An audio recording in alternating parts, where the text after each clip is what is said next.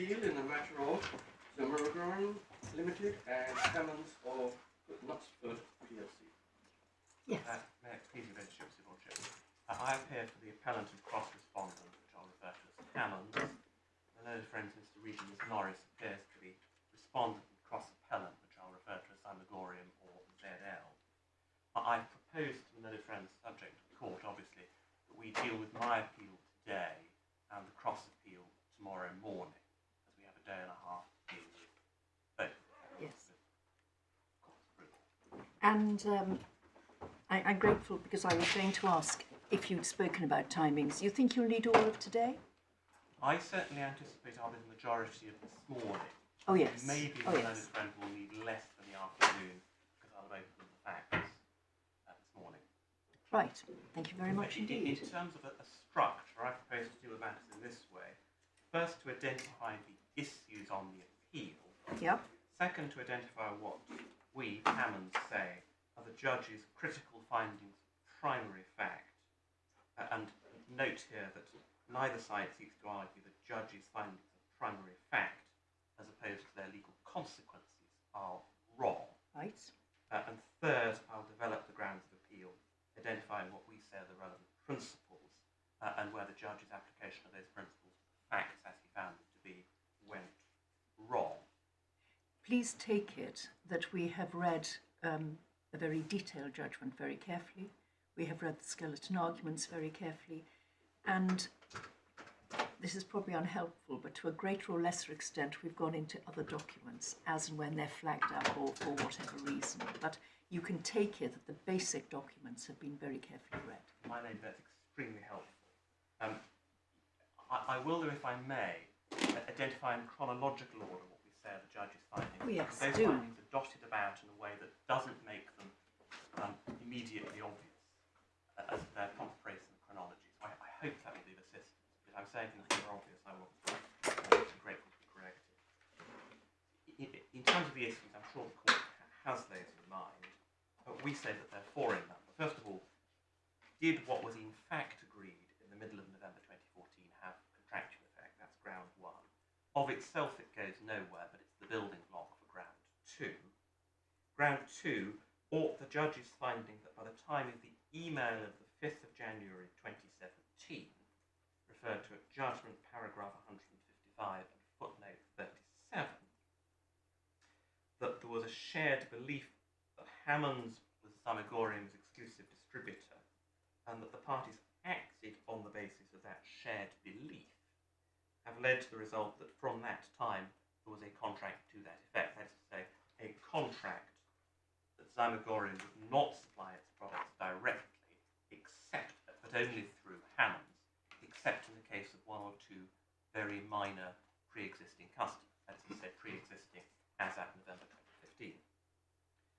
The third issue is whether the contract was or became, by its termination, relational. And I'll come on to explain later what I suggest relational means in this context. And fourth, there's the question of notice. That divides into two parts. First of all, if the appeal is allowed on ground two, that question is at large because the judge didn't make a finding about what would have been the appropriate notice period in the event that there was an overarching contract. And second, as a freestanding ground in respect of what I call the SSA, Specific Supply Agreements. Turning then to the judge's critical findings of fact, and I do invite the court to note that there was an enormous amount of material before the judge. There were trial bundles that ran, in the case of the main run, to over 3,100 pages.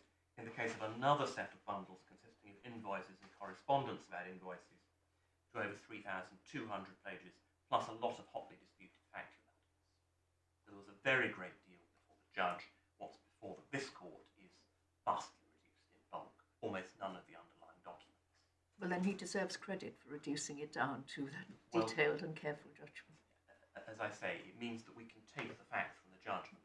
There was a great deal that was disputed that isn't relevant to this appeal, and a lot of the judgment was devoted to those other issues, such as Imaginaria and how that came to be, none of which is relevant for today's purposes. What does 3,100 pages look like in terms of A4 bundles? That's if one has 300 pages to button. It's 10 or 11 bundles. 10 or 11 bundles. And he also got that judgment out in given the amount of documentation in a reasonable time as well. Indeed, indeed. Now, if I can pick matters up before the critical November meeting, and one gets this from judgment paragraphs 2 and 47 to 48. The position at that point is that Zymurgorium was very small indeed. It was below the VAT registration threshold. In other words, its turnover was sufficiently small, it didn't need to be VAT registered. And in a whole year of trading, very nearly, it made only 42 invoice sales, that is, other than retail sales. On the other hand, Hammonds was a long-established wholesaler dealing with both the on and the off trade. Although it's a PLC, it's in fact owned by Mr. Hammond and his wife, and Mr. Hammond is the decision maker. It was essentially Mr. Hammond's business, but it was a very well-established business indeed. The Zymurgorium, on the other hand, didn't have a wholesaler. Indeed, it never had a wholesaler other than Hammonds. So its route to market for its fledgling products was whatever it could sell itself. And I do invite the court to note that Mr. Dark's job at self-register, to which the judge refers to judgment paragraph 48, was a shop floor one. He didn't leave that job until April 2016. That's not in the judgment, but it was dealt with in evidence. He deals with it in his statement. He does, yes. But thus, what this was at the outset was a well-established wholesaler agreeing to take on a very small producer with no real track record of success, albeit with a perception of potential, and a perception which proved to be very well founded indeed. Moving then to the meeting of the 16th of November, it's common ground on the pleadings that some things were in fact agreed. The reference to that is reply paragraph 3.2, which is core 192, which pleads to defence paragraphs 17 and 17a, which is at core 167. The dispute before the judge was, one, whether there was also agreement that Zymurgorium would meet Hammond's demand, two, whether there was agreement on exclusivity. That allegation came in by the further information in the supplementary bundle at tab 1, page 5, and three, whether what was agreed in fact had effect in law as a contract.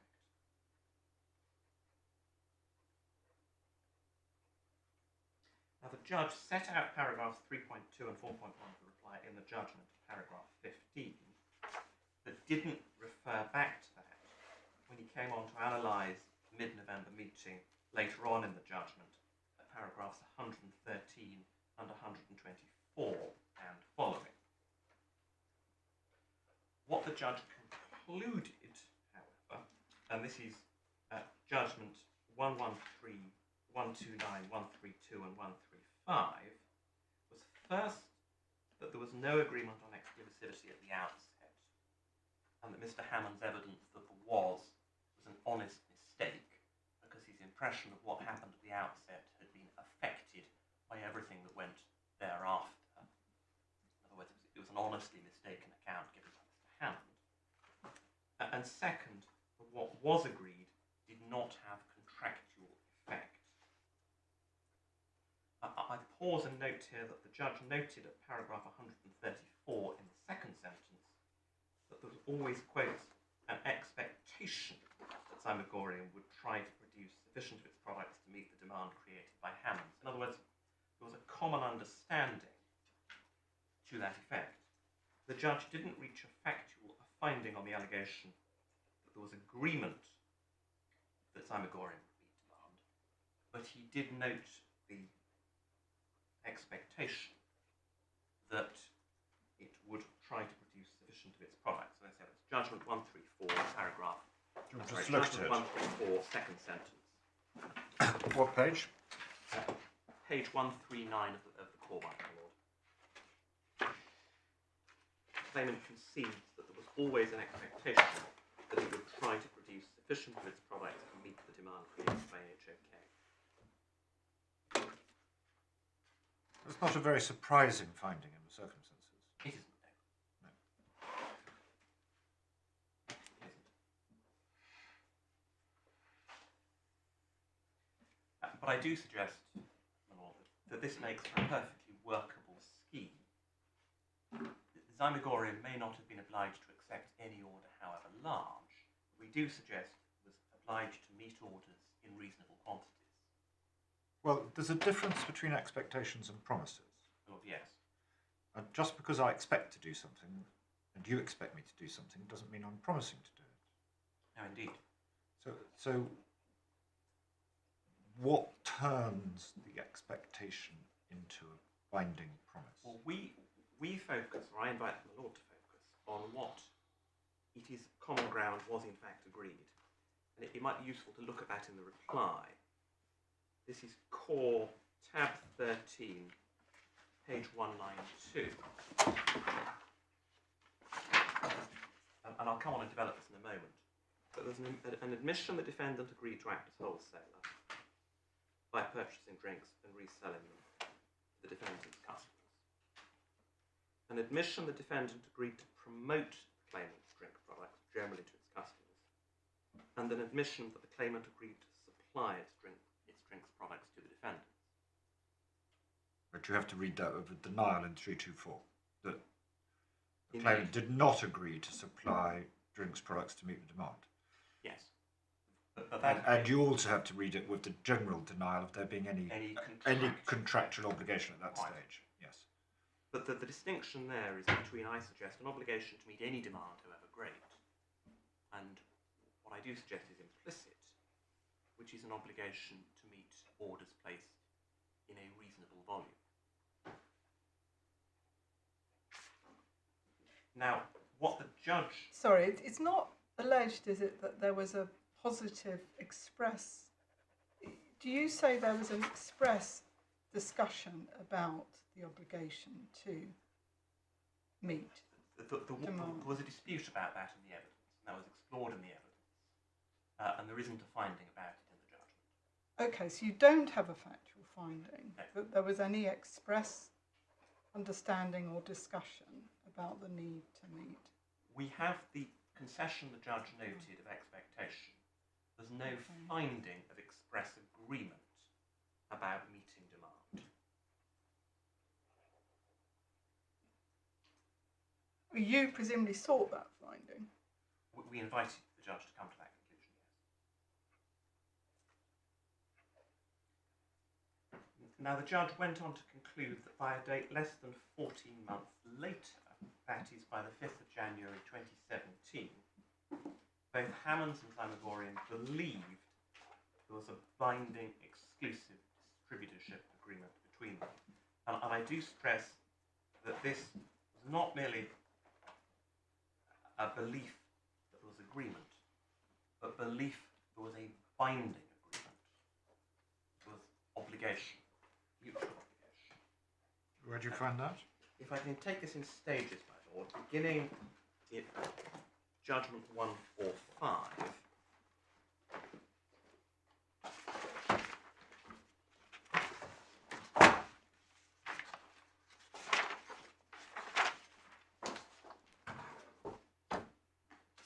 At 145, satisfied Mr. Dark's failure to query an email is because by this time, that's the 5th of January 2017, if not before, he believed that Hammonds was indeed acting as Zymurgorium's exclusive distributor, all save a small number of so-called legacy arrangements.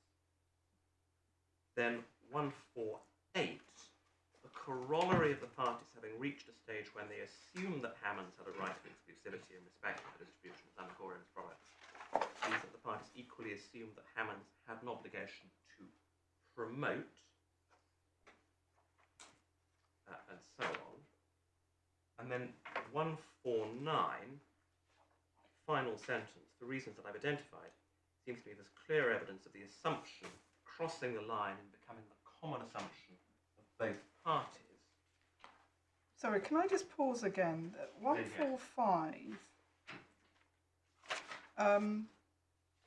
could be read as a, we are in fact your exclusive distributor, rather than we are actually acting as your exclusive distributor as a matter of fact, as in we're the only ones doing it. And then in 148, the judge refers to an assumption that there was a right of exclusivity. Are they? I'm not sure the two are the same. He's reading it that way, or Well, appears to be. One does, I suggest, have to take these passages I'm inviting the court to look at together to see what the judge found. And then at 155 and 157, which are under the discussion of the specific supply agreement, but are in fact more general findings. He says in 155, history set out above has led me to the conclusion that by the beginning of 2017, and the footnote takes one back to the 5th of January 2017 email, the parties had a shared belief that Hammonds was Zymurgorium's exclusive distributor, apart from the small number of accounts that have been reserved. And each of the alleged SSAs post-dated this common understanding. I'll come on to those SSAs in a moment. And then 157.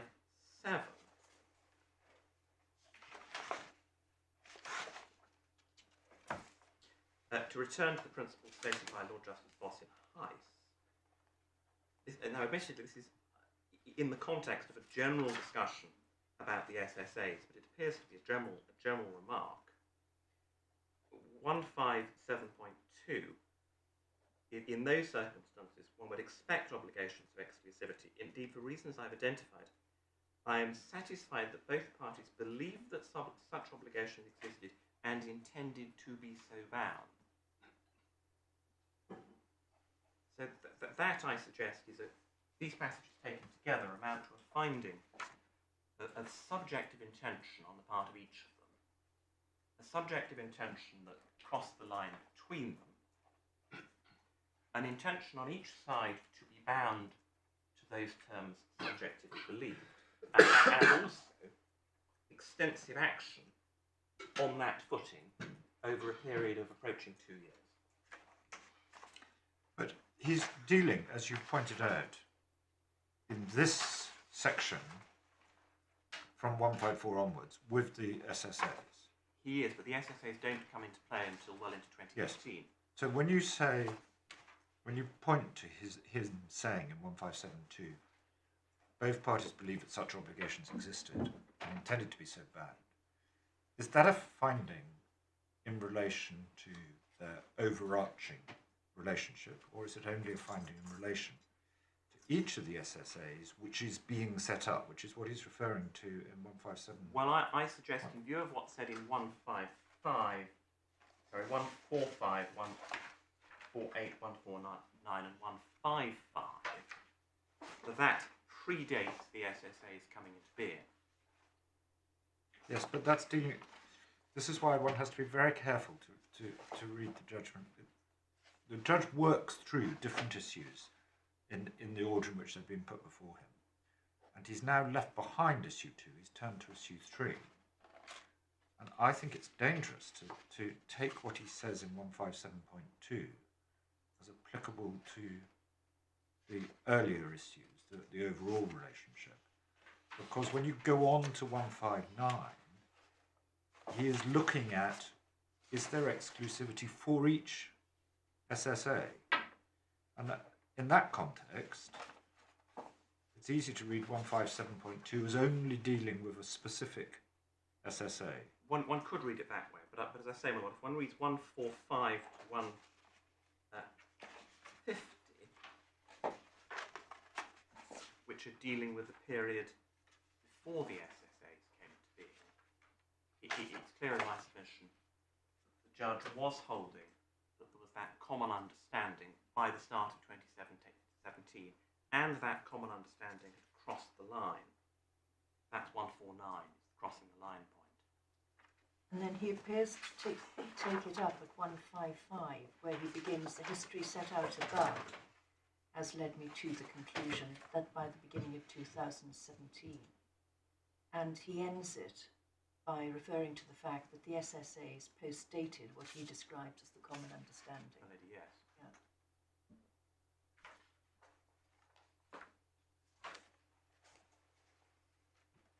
Yeah. Now, just to pause there. That shared understanding, as at the 5th of January 2017 at the latest, predated both first the enormous growth in Zymurgorium's product sales, which I'll come on to in a moment, and the SSAs, which didn't appear until 2018 over the course of January to August. An awful lot of other things happened thereafter that are of some interest. And if I can invite the court to pick up on some of those in paragraph 60 of the judgment. I do suggest these are not consistent with a normal arm's length relationship. The first is in 60.5 on page 112, where the judge discusses a loan in March 2017 for the purchase of a still. But that's a loan by the owner, isn't it? It's made not by the relevant parties. It's made by Mr. Hammond personally, because as I said, Hammonds is essentially Mr. Hammond. And a loan on, to use a colloquial, as a very soft terms. And then 60.6 through to 60.8 are Hammonds assisting in the mechanics of delivery and Hammonds assisting with the mechanics of production. 60.7 is the use of an account with safe sellers to store. 60.8 is obtaining supplies. I do suggest those are not the kinds of things one would expect to see in a normal wholesaler-manufacturer relationship. Now, to come back to the question of growth I mentioned a moment ago. At judgment paragraph 61, the judge noted gradual growth in 2017, and then at 73, page 117, the judge noted the takeoff from late 2017 or early 2018. Now, it's common ground that much of the growth was driven by one product called Sweet Violet. And the judge noted at 74 that a major cause of that was a particular social media posting on the 10th of February 2018. Just the Lad Bible one. This is the Lad Bible. There were in fact two, Unilad and Lad Bible. But it's to be noted that early quarter 2 2018, Hammonds had got Sweet Violet listed with Wetherspoons. A Hammonds drinks expert called that a lighthouse listing, and while that evidence wasn't the subject of cross-examination, Zymurgorium's expert didn't appear to take serious issue with it. What does that mean, lighthouse listing? Well, perhaps we can look at it. It's supplemental, tab 23, page 310. He describes how this aspect of the drinks trade works. Sorry, can I just have that reference again? Oh, yes, Milady, yes. Supplementary, tab 23, page 310. This is the report of Mr. Miles Duran, who was the drinks market expert Hammonds relied on. The experts weren't in fact called because of the way the trial was split. So what he describes in paragraphs 2.5 and 2.6 is the general trajectory of growth of what he describes as a smaller batch indolently produced spirits product. His national appeal, usually the result of a lighthouse listing of a product by an early adopting national retailer, such as JDW, who leads the market and sets trends that others follow. Just before we move on, can I go back to something you said a moment ago that the experts were not called because of the split trial? Oh, yes. What is the status of these experts' reports then? Well, they were in the trial bundles and we referred the judge to them. The experts weren't formally called. I suppose in a very strict sense, they're not in evidence at all. Well, that's what I was wondering. I mean, if it's not in dispute, I can understand that you can try and get some benefit from it. But in circumstances where the experts are really directed at questions of quantum, as I understand it, and if there is a quantum trial, they will be cross-examined and no doubt may be challenged on anything that they say, quite difficult to ascribe weight to matters in their reports which are, although they're in the trial bundle, they're not actually evidence in this part of a trial. I mean, one doesn't want to be overly technical about it if there's no dispute about it, but it's difficult for us to assess the status of an isolated statement in a report of somebody who's not a witness. My lord, yes, that account wasn't something that Zymurgorium's expert appeared to take issue with in his report or in the joint statement. It's in any event, to some extent, a matter of common sense. Well, that I understand. And if the judge had adopted an analysis from the experts and put it in the judgment, that I understand. Judge does refer. So where does the judge deal with this? He does refer to Lighthouse. Yes, he does. That's what I was wondering. Just sort of. He didn't make any findings about the expert evidence. No. Well, I think it would have been inappropriate to do so, having not heard from the experts. But what does the judge say about this? I'll find the rest of that. Thank you. But just moving on then, from that point, there were two other series of important events I'm moving on to. And we can pick these up in the judgment of paragraph 76. Because of the degree of development in parallel in 2018.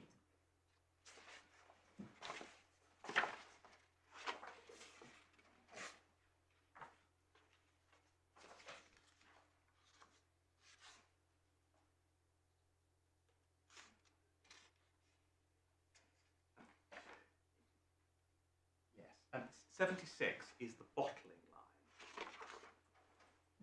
So in 2018, Zymurgorium was seeking finance for a new bottling line, and those who were providing the finance were understandably interested in the relationship between Hammonds and Zymurgorium. And in Judgment 79, we see Mr. Dark's oral evidence set out when he was asked about this, which is that he said the email exchanges that were tripartite as between the finance house, Zymurgorium and Hammonds, amounted to a contract on the actual volume going through Hammonds of Knutsford, not any other wider contracts. Now, that of course made no sense on Zymurgorium's case because Hammonds hadn't raised purchase orders for this amount of stock. But the point is that Zymurgorium was saying to the finance house, copying Hammonds, that there was an agreement to this effect. So this is again, I suggest, an illustration of a relationship that is not at all a normal wholesaler-manufacturer relationship.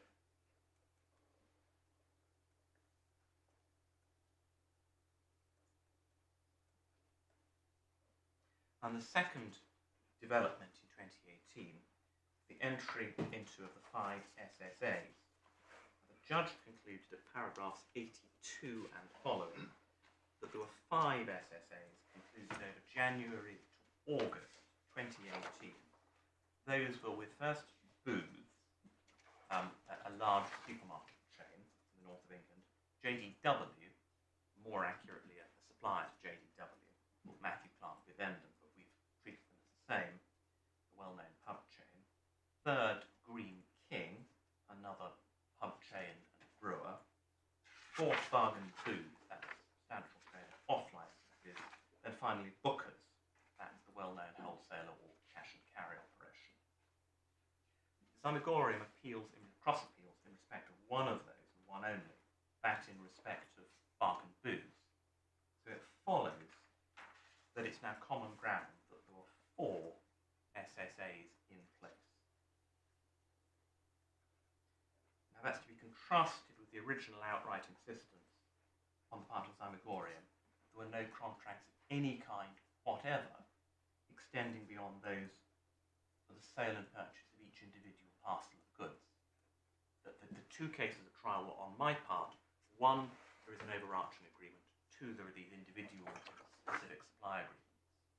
The case on the other side was no agreement of any kind between us, save and except individual contracts for the purchase of particular parcels of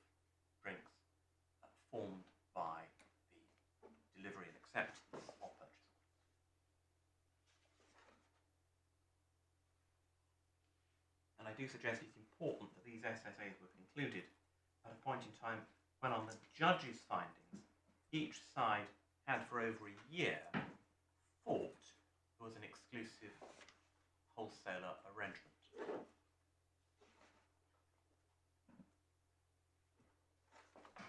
And I suggest that what that means is that each side fought, subject, that these SSAs, which it's now common ground, did come into existence, were not freestanding, but rather underneath an overarching agreement.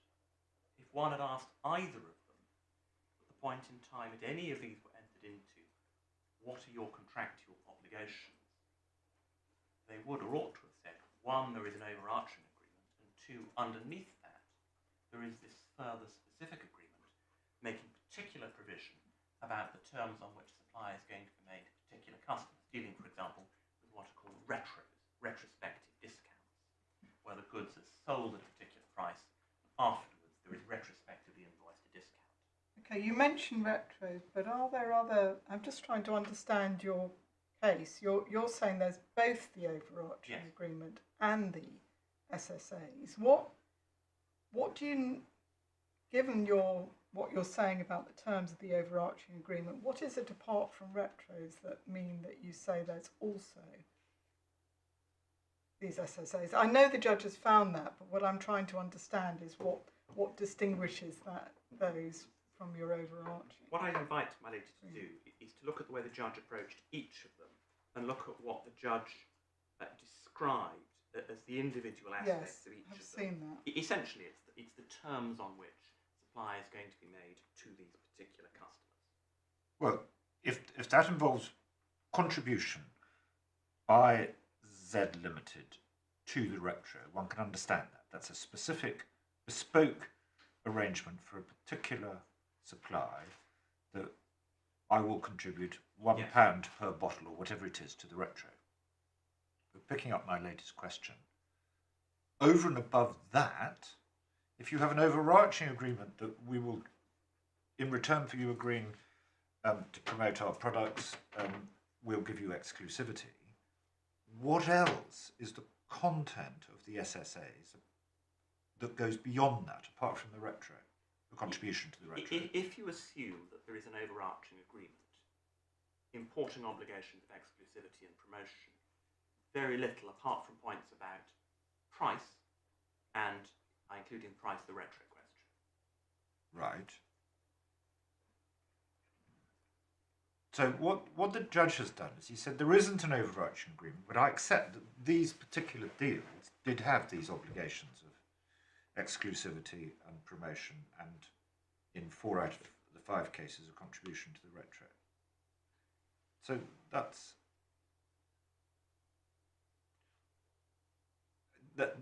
as it were a sort of substitution for the overarching agreement.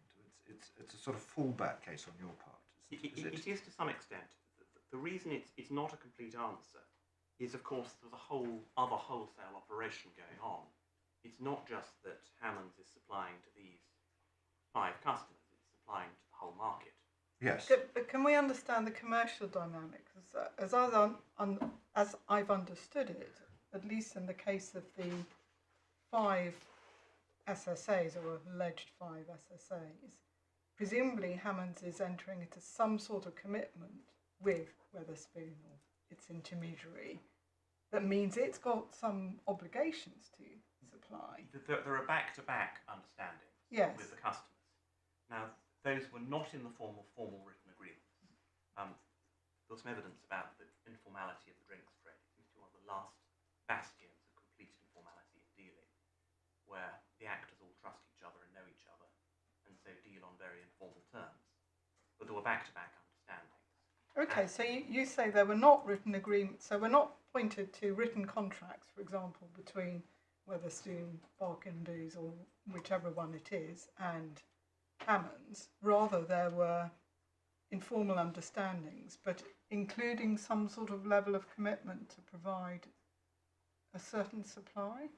We need to get back into the evidence about I'm just that. trying to understand how the SSAs fit into the broader picture that you're painting. There were discussions about volume, and I'd need to get Okay. back into the evidence, which we haven't got, I'm afraid, on that point about the back-to-back aspects. There was a lot of evidence about how it all came to be. But to try and summarise that, the judge's finding is there is a binding contract between my client and Zymurgorium, that there were back-to-back arrangements as between Hammonds and the people who are buying. That the allegation was not that there was a single tripartite agreement. Okay, is that in the judgment? Can you point us to that? The absence of tripartite. No, the back-to-back, the terms of the deal between... Those aren't recorded. Right, in the judgment, okay. no. But I can then skip forward to the end of the relationship, which I can take quite quickly. Hammonds discovered that Zymurgorium had started to supply Wetherspoons directly. It stopped ordering from Hammonds at the end of November 2018. It gets that from Judgment 101. Hammonds treated that as a repudiation, which it accepted. We treat it as a repudiation of the entire relationship. Yes. It said there is an overarching agreement. Yes. Your conduct is a repudiation of that. Well, I understand that entirely if the judge had found, or if you persuade us, that there was an overarching relationship. But one of the points on the cross appeal, no doubt we'll come to this tomorrow, is that if you have 5 separate SSAs, your case is still, and I think the judge found that by refusing, well, by cutting you out of the transactions with Wetherspoons, that was a repudiation of all 5 SSAs. Oh, yes. And you seek to uphold I that. do seek to uphold that. Look, and that's really for tomorrow, isn't it? Yes. It's not said against me that the letter of the 20th of December isn't an acceptance if there was a repudiation. So it's not said it's invalid as an acceptance if there was a repudiation. It's said rather that the repudiation, that the repudiatory breach in respect of JDW was not a renunciation in respect of the other SSA. The other contracts, yes. That you probably don't want to deal with this today because it doesn't really arise on your appeal. I'm just trying to understand what the shape of the arguments are. That is the argument. The argument is, as I understand it, that the repudiatory breach of the JDW SSA was not also a renunciation Yes. of other SSAs because it didn't evince an intention not to perform the negative obligation not to supply directly. We'll come, as I say. Oh, yes. Now, where that left Hammonds, of course, was holding a large volume of stock, and in particular, a large volume of stock manufactured to meet JDW's particular requirements.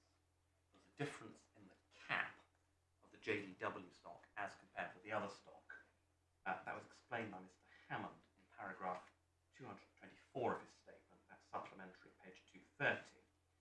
And although Hammonds managed in the event to sell that at a reduced price, that's Mr. Hammond's statement, paragraph 223, nevertheless what it found it had in its hands was a large volume of stock specially ordered for one customer. I don't think I'd pick that up from the judgment. Does the judge deal with any of this? No, he doesn't. Yeah. He doesn't.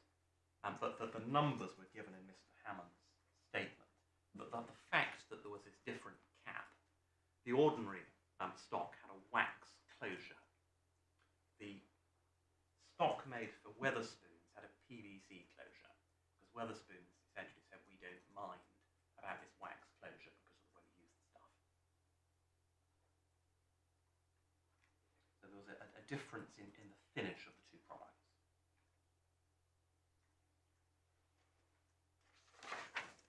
Now that brings me to ground 1, which is the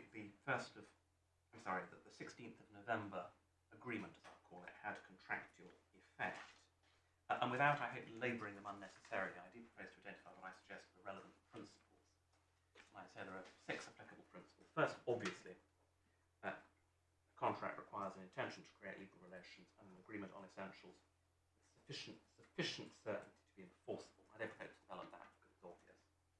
Second, in the case of an express agreement between commercial parties, intention to create legal relations is presumed. Again, very well known, but given the way my learned friend puts his case, I do need to address that. Third, there's no legal or conceptual difficulty in agreement being in outline terms, but nevertheless having contractual effect. Fourth, there is no conceptual difficulty, no legal difficulty about a contract evolving over time. Fifth, where a contract has been performed, that is, it's not wholly executed, the court does all it can to uphold the bargain, as opposed to saying that the uncertainty deprives the agreement of contractual effect. And sixth, uncertainty in this context has a limited meaning. And it's picking up this with principle 2. Now, I do address this because some learned friends' points about certainty, contractual certainty, appear to shade into points about intention to create legal relations. They often do. They're often a different way of putting the same point. Moving away from this sort of general principles to the particular, there is a difference between a supplier and a wholesaler dealing with each other in the expectation they will continue to deal with each other, and them entering into some obligation to continue to deal with each other. And what I think is critical for the present case is what turns expectations that you will continue to trade with somebody into promises that you'll continue to trade with somebody, or that you won't trade with somebody else. You know, and it's that critical thing. Well, this is ground 1, which is the November meeting. Yes. I'll come to and develop this later, but the nub of it, I say, is mutual promises made by commercial parties, Right. about what they will do in the future. Now, I say it's to be presumed that they intend to create legal relations. These are not purely familial relationships. They are not like a charter party case where there are subjects, that is to say, subject to contract points. It's not a case where there are conditions precedent in the true sense, conditions precedent to formation. There are no indicia that the parties did not intend to be bound. And I say, therefore, there is a presumption of an intention to create legal relations. And what they agreed is sufficiently certain, at least in the case of a contract which has been performed, to have contractual effect.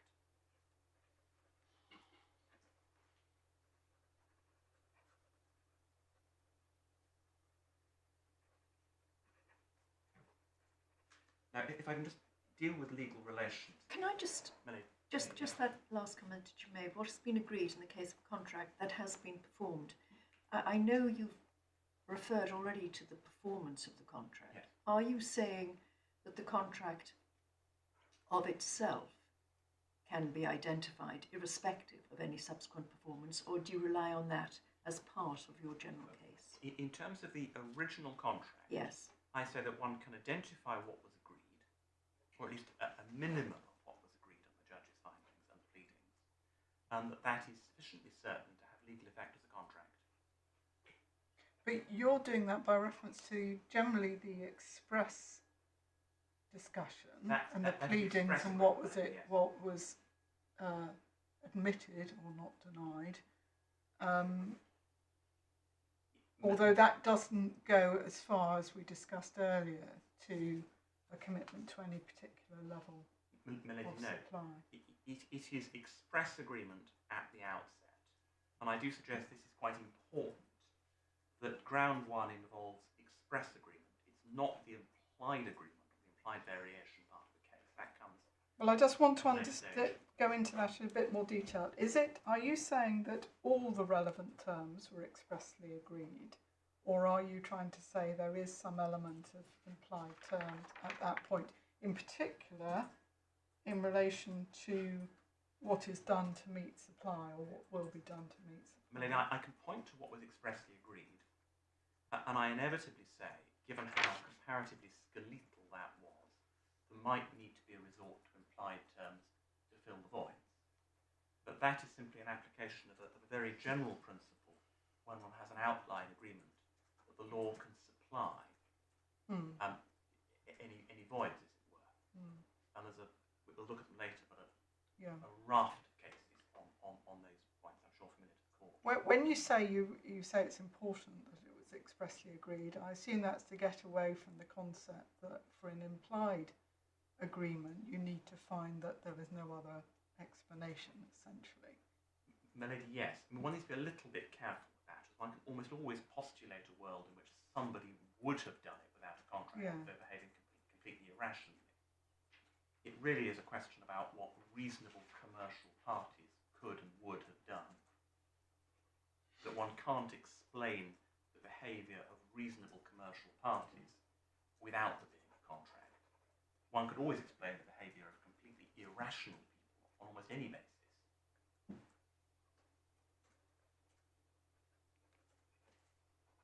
Now, just to come back to Principle 2, and if I can invite the Court's attention to a fairly well-known Skyways case, which is Authorities 1, tab 5. I'm trying to take this case. Now, this concerned an agreement reached with a meeting between representatives of pilots and the defendant airline to pay what were described as ex gratia payments that pilots declared redundant. One pilot was made redundant and claimed payment. The airline contended there was no legally enforceable right to that payment described as ex gratia. The conclusion of Justice Begor was that there was a contractual right. But I cite this for the summary at 354 to 355, that's bundles pages 76 and 77. My version of the authorities is not sidelined. Nor is mine. Oh, I'm sorry about that. I don't think I've been done to any of them. I can only apologise for that. It is. I mean, one doesn't want to be too overly technical about this, but it is a requirement of the practice direction. It is there for a very good reason, in that it does make pre-reading the authorities a great deal more efficient if we know which passage to look at. I apologise. So where are we looking? Bottom of 76, 354 in the report. This is summarising the principle. Where the subject matter of the agreement is some domestic or social relationship, the law will often deny legal consequences. Where the subject matter of the agreement is not domestic or social, but is related to business affairs, parties may, by using clear words, show their intentions to make the transaction binding in honour only and not in law, and the court will give effect to the expressed intention. And I interpose here, of course, there are all the subject to contract kind of cases as well, and the condition precedent cases. And then, down to the second whole punch, said the subject matter of the agreement's business relations was a meeting of minds and intention to agree. I accept the propositions of counsel for the plaintiff that in a case of this nature, that is a case of a commercial bargain, the onus is on the party who asserts that no legal effect was intended. The onus is on the party who asserts that no legal effect was intended, and the onus is a heavy one. So the starting point where one has an express agreement between commercial parties is that they intend legal relations.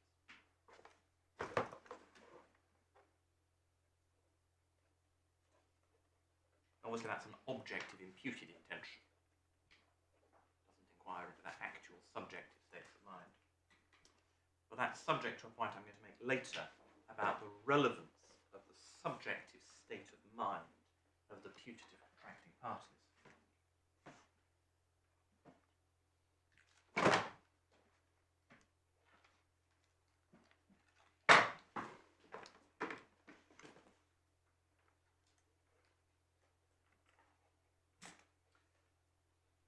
Principle 3 is that an agreement can be effective contractually, notwithstanding that it's an outline term, not containing agreement on matters of commercial importance. And the first authority I rely on is the Feed Products case, Authorities Volume 1, tab 10.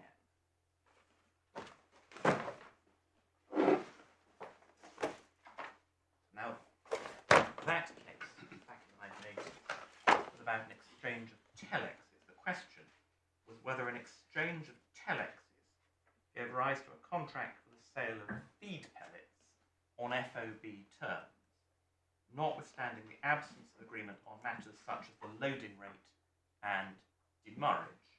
I interpose there both matters of considerable commercial importance. in a sale on FOB terms. Mr. Justice Freeman and the Court of Appeal held that there was a contract, and the intention was to be bound immediately, notwithstanding the absence of agreement on those matters. And Lord Justice Lloyd at 617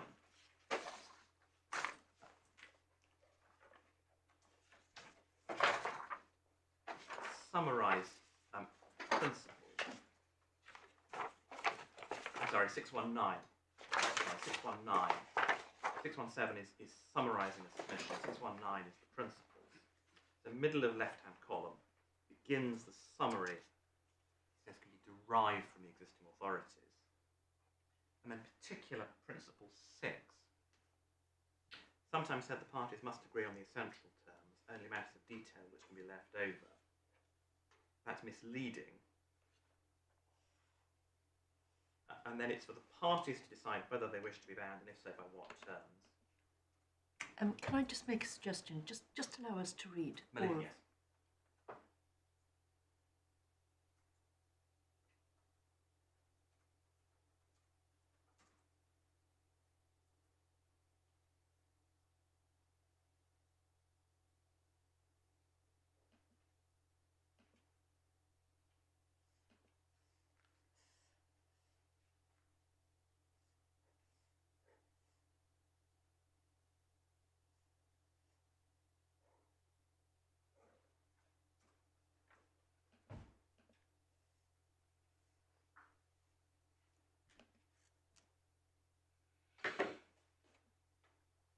How far do you want us to go?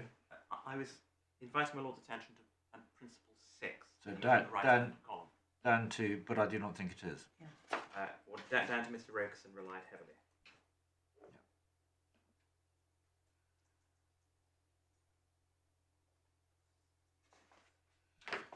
Thank you. And the second authority on this head is Mammoth Oil. That's Authorities Bundle 2, tab 18, another straightforward commercial case. The Court of Appeal says this time it's about manipulation jargon of crude oil. And the issue present is whether the failure to agree the price for the handling or manipulation services after the 1st of January 2000 made the contract too uncertain to have contractual effect after that date. Now, Lord Justice Ricks sets out on page 89, right-hand column to 90, left-hand column, 10 principles. Now, somewhat unhelpfully, the Lloyd's Law reports omit the numbering of the points. They appear in the original to have been numbered. The Lloyd's reports omit the numbering. And I'd invite in particular attention to principle 4, that's the one that begins however particularly, and 6 to 9. 6 begins particularly in the case of contracts, and 9 begins such implications are reflected at the top of page 90. All right, we'll read them.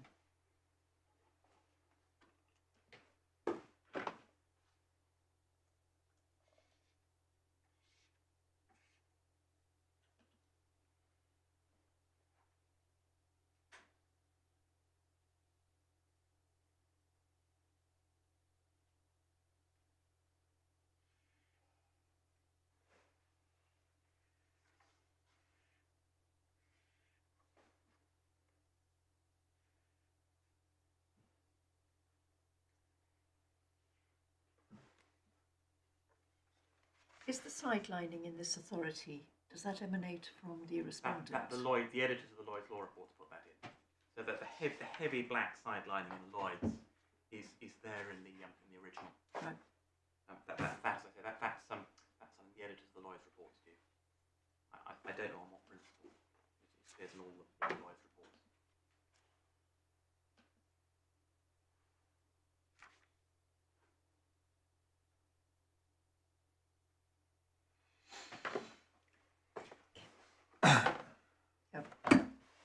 And for completeness, I should mention one of the cases cited in Mammoth Oil. That's the Percy Trentham particular interest, not least because it's a judgment of Lord Justice Steyn, as he then was. That's in Authorities 1, tab 12. It's a rather unusual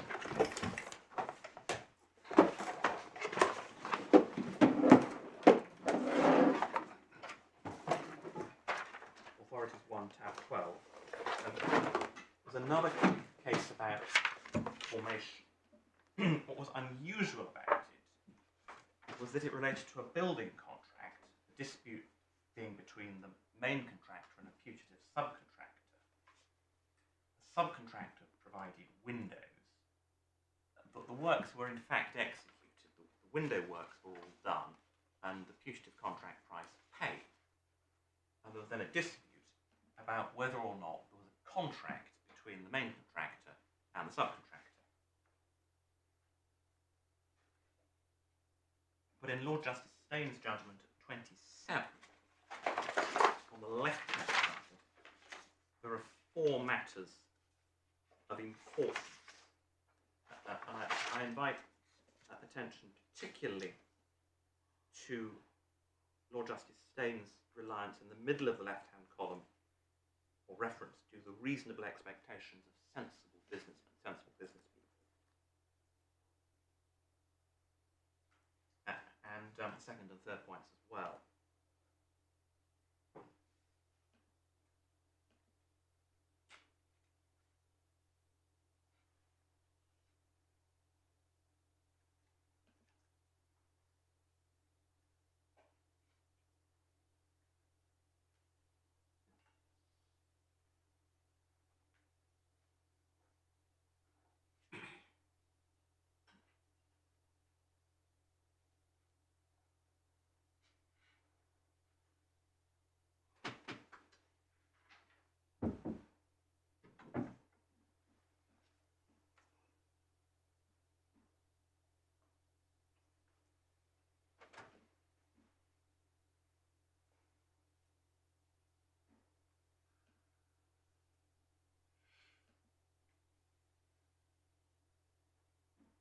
And I particularly invite attention to the point about, the point at the bottom of the page.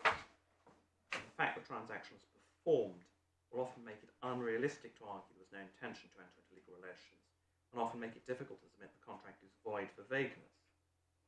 Specifically, the fact that the transaction is executed makes it easier to imply a term resolving any uncertainty, or alternatively, it may make it possible to treat a matter not finalised in negotiation as inessential. I understand the principle, but I'm not quite sure how it helps us in this case, because there were, in any view, a whole series of contracts between the parties. Every time you placed a purchase order and Zymurgorium complied with it, there was a contract. So saying that they had a relationship doesn't tell you whether the relationship was one that involved the performance of a whole series of individual contracts, which was Zymurgorium's case, or a whole series of individual contracts subject to an overarching contract, which was your case. It doesn't help you answer that question, does it? Well, it deals with the objection that what was agreed at the outset was too uncertain or vague or nebulous to have contractual effect. Because if you assume that there are these mutual promises at the beginning, and the parties then get on with acting in accordance with them. But it depends what the promise is. If the promise is no more than, if you place a purchase order, I'll try and comply with it, doesn't tell you anything about the overall relationship. It just says, we hope and expect to enter into a whole series of future contracts. And I understand entirely, in a case like Lord Justice Steyn's, where the issue is, you've installed windows and I've paid for them, is that contractual or not? It's very easy to say, well, it is contractual because these are business people and one effectively imposes a contract retrospectively on them, even if they haven't agreed anything very much. But as I said, in our case, on either side's position, there were contractual relations between the parties. The question is, what's the extent of them? And I don't find these sort of general principles particularly helpful to resolve that. I'll come back to the specifics in a in a moment. But I do say that it goes well beyond simply meeting each order as placed. In fact, the relationship didn't quite work like that. The purchase orders were retrospective. That the dealings didn't work in the way one would expect in a normal arm's length relationship where an order's formally placed and then the goods are delivered. At least at one point in time, everything that could be manufactured was being delivered, and then purchase orders were being raised after the event. But I'm not sure that's wholly accepted. No. I'm just looking at the reaction to your There is words in some court. apologies for my No, it's quite all right. It was clear, if I may say so, for the interactions that were going on between yourself and others. There is something we dispute about that, yes. But Well, I think you should have told us that. maybe I'll try and. Sorry, I was trying to address my point, which is that the obligations assumed at the outset went beyond that. In particular, the obligations necessarily assumed by a wholesaler to list the products and the obligation to promote. But what the wholesaler is doing is listing the product along with all its other products and making them available to its customer. That if you're a manufacturer of a product without your own sales operation, what you want and need is a wholesaler who's got the market contacts able to handle sales and able to promote. And so it's not simply a question of we'll accept orders when they're placed, we'll supply when they're placed. It's all the other things that go along with a relationship of wholesaling. But does it necessarily follow from that there has to be a wider relationship? You could be describing, I'm choosing this wholesaler to sell through because it has the following characteristics, including it's got the ability to promote. Well, that might explain the commerciality of the bargain. But I do say that when one looks at what was actually agreed at the outset, it is sufficiently certain there is enough there to be a contract. It's not all too nebulous or too difficult, too uncertain to be contractually effective. And whatever arguments there might be around the margins, and I'll come on to this in a moment, whatever arguments there might be around the margins about precisely what individual bits of that mean, doesn't mean it's too uncertain. I'll come on and develop that in a moment because it's quite an important point. My principle 4 is the idea of an evolving contract. And again, I say it's important, not least because of the evidential point made in the authority I rely on, which is Carmichael, which is Authorities 1, tab 16.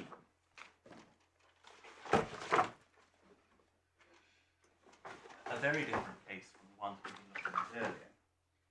The issue was whether casual tour guides at power stations had contracts of employment with national power for the purposes of the Employment Protection Consolidation Act 1978.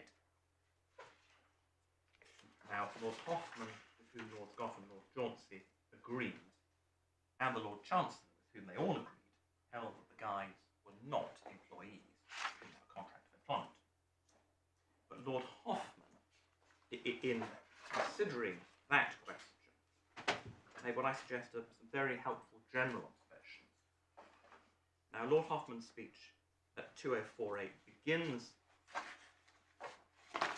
with a discussion about the distinction between findings of law and findings of fact. That was relevant because of the limited appellate jurisdiction of the Employment Appeal Tribunal. And then at 2050C, introduces the idea of an evolving contract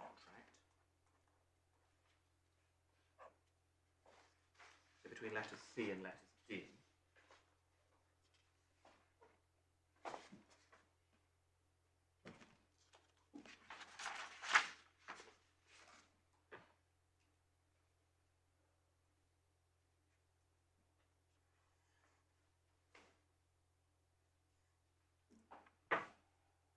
And then at the bottom of 2050, the very bottom, the last two lines, makes an important point about evidence. Evidence a party as to what terms he understood to have been agreed, some evidence tending to show those terms in objective sense were agreed. And over the page.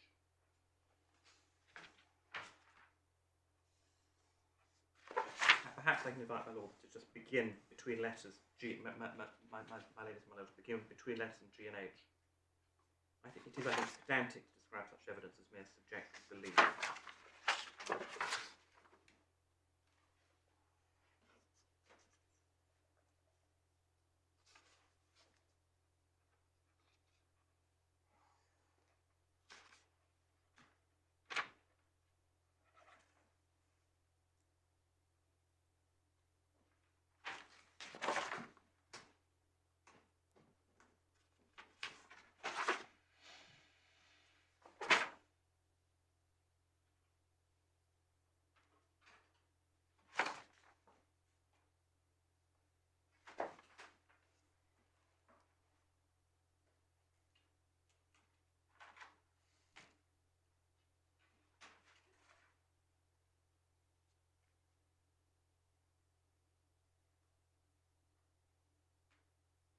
The evidence of subjective belief is relevant, but more than that, Lord Hoffman deals with the evidential problem of a situation where one has a contract that evolves over time, that it may not be possible to pinpoint precise conversation or action which gave rise to the belief as to the terms of the contract, but that doesn't stop there being an evolution to the new terms. Analytically, there are progressive variations by contract, but it may be in practice very hard to identify the precise point, albeit by the end it may be clear where matters have got to.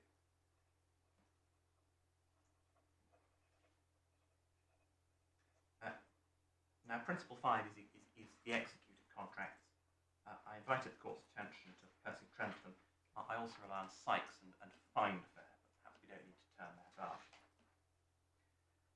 Principle 6 is the restricted meaning of uncertainty, and I suggest that the principle is that scope for argument about the effect of what was agreed, or whether terms should be defined, does not lead to agreements being too uncertain to have a contractual effect. And that uncertainty, lack of content, has a restricted meaning. And I suggest one gets that from Scammell and Dicker, Authorities Bundle 2, page 23.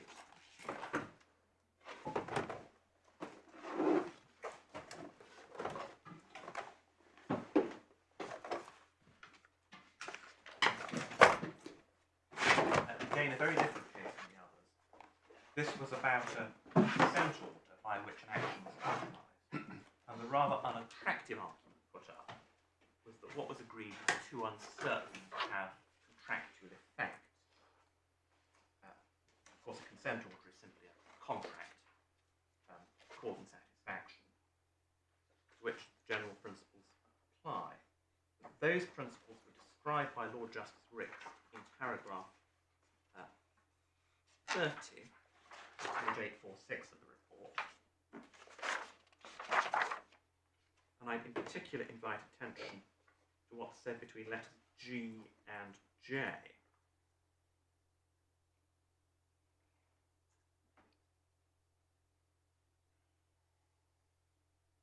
From nevertheless, it is simply a non sequitur. The end.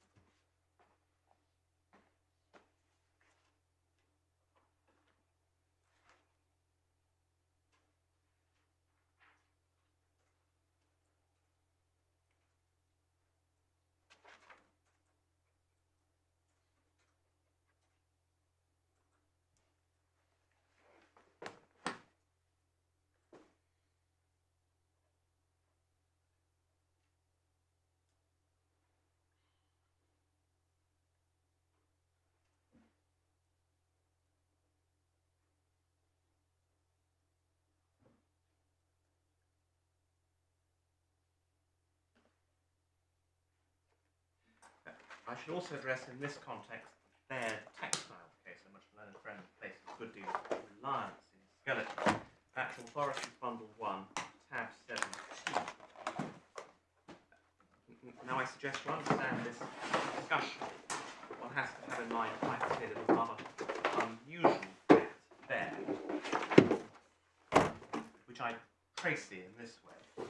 Baird was a supplier to M&S for over 30 years, thereabouts.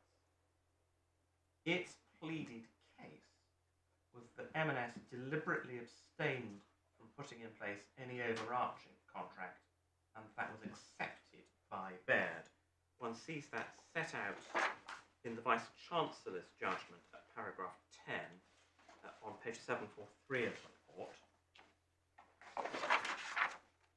So that's setting out paragraph 9.2.8 in particular, the express averment of Baird.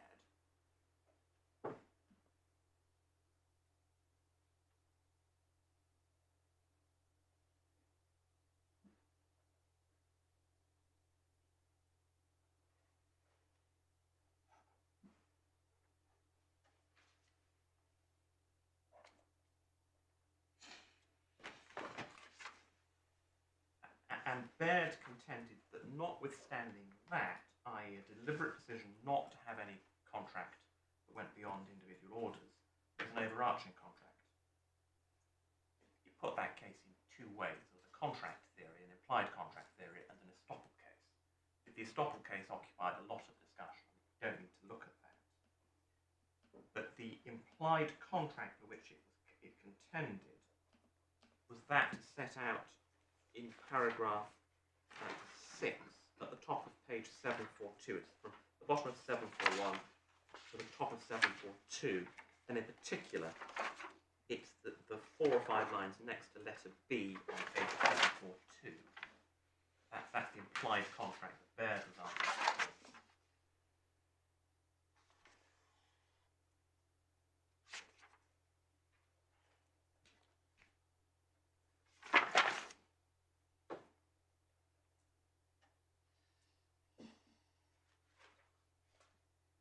Now, the discussion of that led to the conclusion that it was all too nebulous, too uncertain to have contractual effect.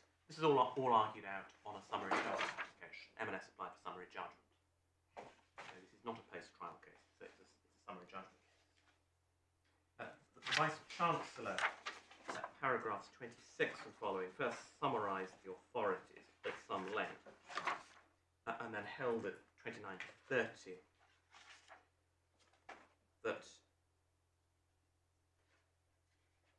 there was a lack of certainty, and by letter H, it is a case in which the lack of certainty confirms the absence of any clear evidence of an intention to create legal relations. That's what I was making earlier about the two shading into each other.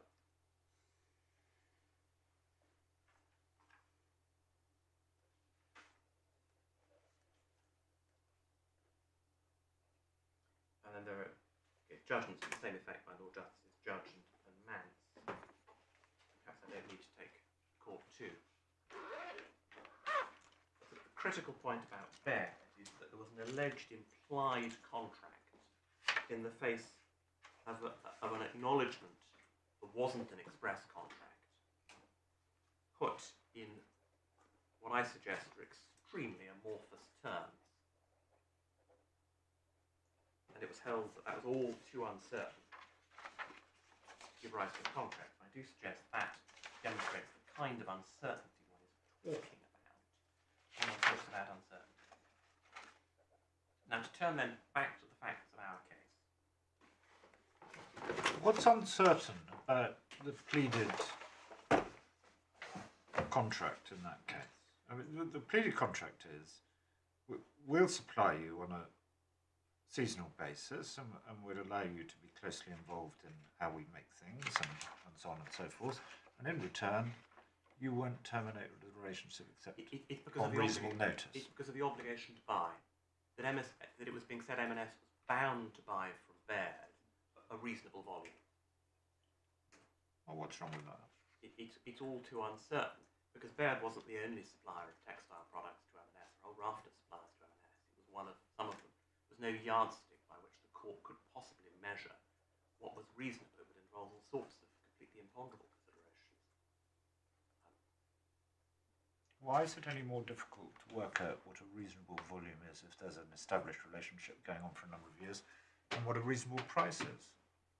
Well, the reasonable price, of course, is implied by the Sale of Goods Act if it weren't implied by the common law. Usually the answer to that is that there's a market for goods, that almost all these commercial cases concern marketable commodities, and one can ascertain from the market or from a value what a reasonable price is. I accept there are cases where ascertaining a reasonable price may be very difficult. Okay.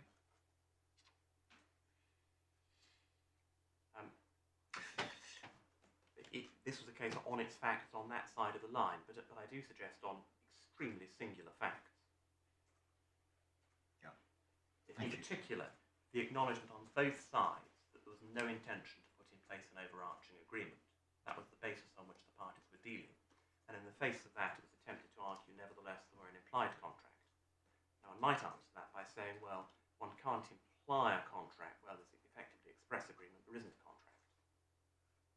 One could analyse it in that way.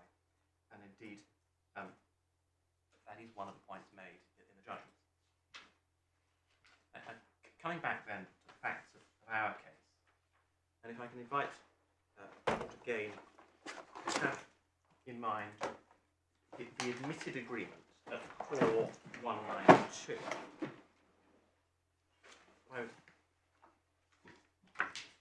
Sorry, core. 192, my lady. It's bundle, Yeah. sorry, core bundle, tab 13, page 192. Now, what the judge thought was that our agreement on exclusivity, there was no content to what was expressly agreed. That's judgment 133 and 134. And I pause there and say, of course, the judge held that by the start of 2017, there was agreement on that. And so that content at that point was supplied. Sorry, you're saying he said no content absent exclusivity. Exactly. Judgment 133, 134, that the judge perhaps would help to have that up.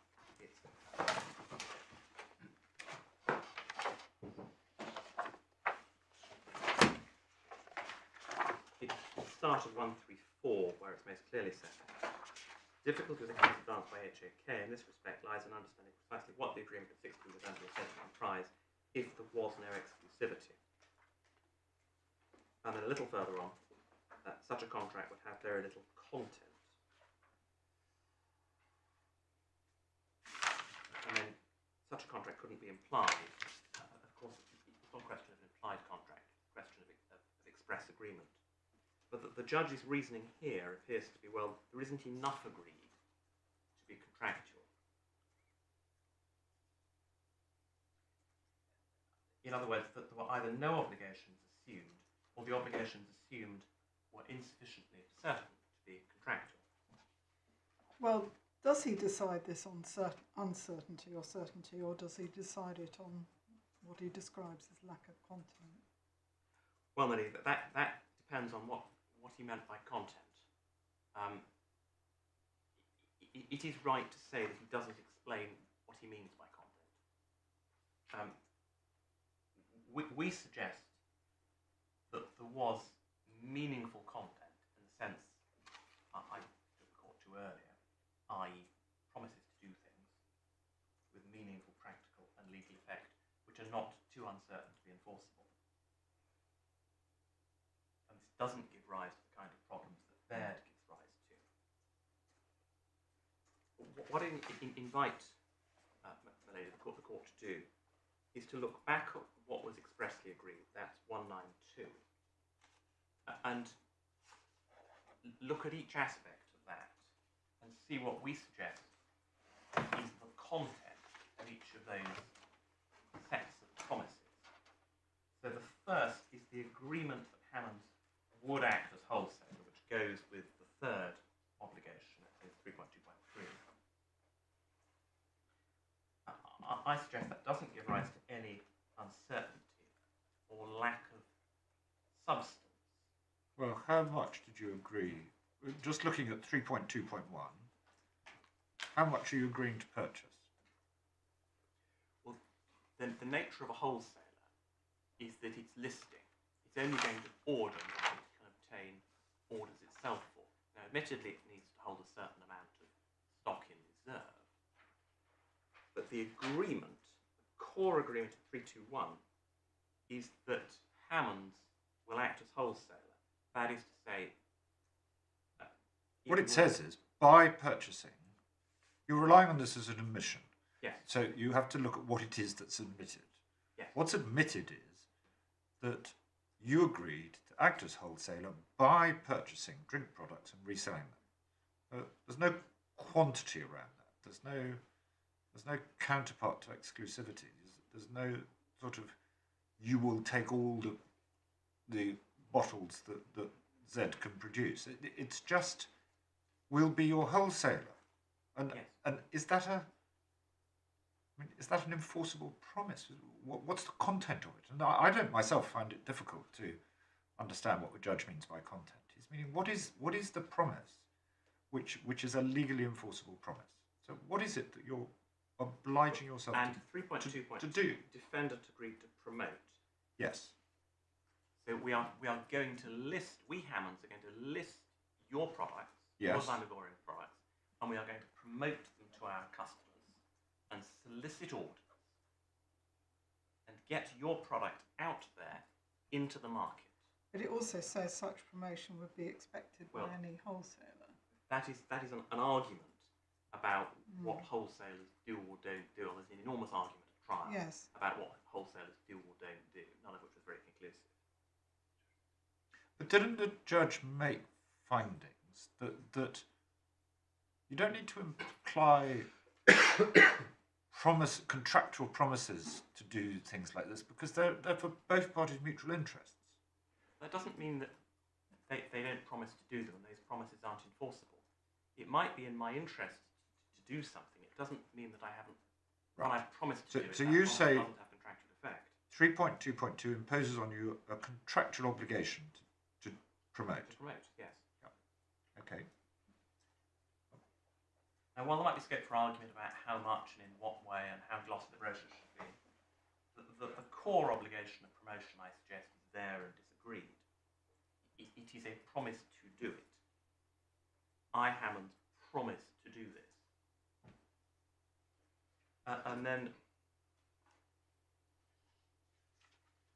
the benefit on the other side, the reason that Zymurgorium wants Hammonds to be listing these products on its product list, saying to the world, we Hammonds supply these, is because Zymurgorium gets access to Hammonds' customer base. Hammonds, this large, well-established wholesaler of drinks products, gets Zymurgorium's products out there on its Hammonds lists and promotes them, pushes them to its customers. For these purposes, you're not saying exactly what promotion looks like, but you're certainly incorporating within that listing, Yes, including it on the there was no dispute that Hammonds had lists of its products. Yeah. Like any wholesaling business, it carries a list of what it sells, and its customers can order from its lists. Now, the third is the obligation of supply. Admitted the claimant agreed to supply its drinks products to the defendant. Now, while one might be able to argue about what implied limitations there are on that or what the contours of that obligation are, it means that Zymurgorium agreed to supply Hammonds. If Hammonds ordered, Zymurgorium would supply. And that's not a bare promise. It's an important promise that Hammonds knows that if it places orders, they will be met, subject to limitations, obviously. It would be highly damaging to Hammonds' reputation if it were to list products and then find that its supplier simply out and out refused to supply them. It would have expended time and effort getting the orders in, it wouldn't get anything, and it would damage its reputation in the process. I invite the court to stand back and look at the commerciality of this. The contention on Zymurgorium's part is that despite the agreement reached, either side was free at any time to walk away with no notice. Hammonds could unilaterally delist the Zymurgorium products and stop promoting them. Zymurgorium could unilaterally cease to meet orders. I suggest that that is commercially unreal. Neither side could have expected, once they reached agreement, that the other would have the freedom to do that, or it would have the freedom to do that. It would, to use Lord Justice Stone's phrase, frustrate the reasonable expectations of sensible businessmen. I do suggest... How long were you agreeing to carry on promoting? So suppose there hadn't been the article in Lad Bible, or post in Lad Bible of Lad Bible, and suppose the sales had never really taken off. Presumably, you could just say, actually, Mr. Clark, I'm sorry, Mr. Dark, this is not working. We're not going to promote your products anymore. On reasonable notice. There's an implied term in any contract of unspecified duration that it's terminable on reasonable notice. The judge set out the authorities on that, I say, entirely correctly. So this contract is subject to an implied entitlement on either side to terminate on reasonable notice. Reasonable notice is to be ascertained at the time that notice is or ought to have been given. That's quite clear on the authorities the judge set out. So on my Lord's hypothesis, suppose it all turned out to be a really bad thing, with no interest at all, we'd be entitled to give reasonable notice, ascertained at the time of giving notice, and say we're not going to list this, we're going to give 3 months or 6 months or 9 months or however long reasonable notice is on that hypothesis. And say, well, that's it. And likewise, Zymurgorium, if they wanted to find an alternative wholesaler, could have done the same. But they had to give reasonable notice. Neither side was entitled, without giving reasonable notice, simply to end the relationship. But the whole point of this, as far as Zymurgorium was concerned, was that it had a wholesaler in place. It, I suggest, was going to proceed on the basis it had a route to market for its products, that it would not need to find an alternative wholesaler, it wouldn't need to sell directly, it wouldn't need to carry the costs of a sales operation, it wouldn't need to carry the costs of a promotion operation. It could develop its business on the basis that it had a substantial and experienced wholesaler.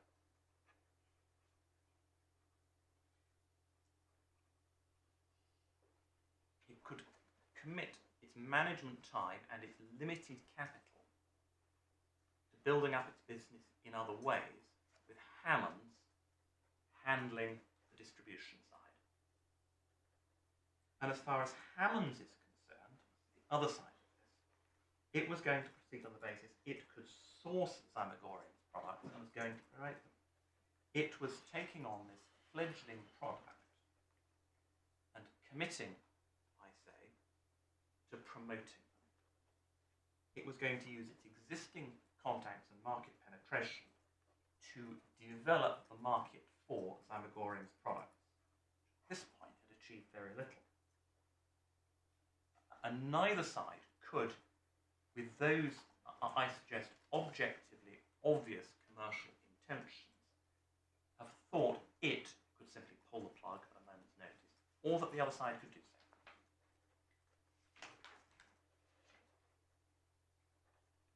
So I say there's enough agreed, as at mid-November, to have contractual effect.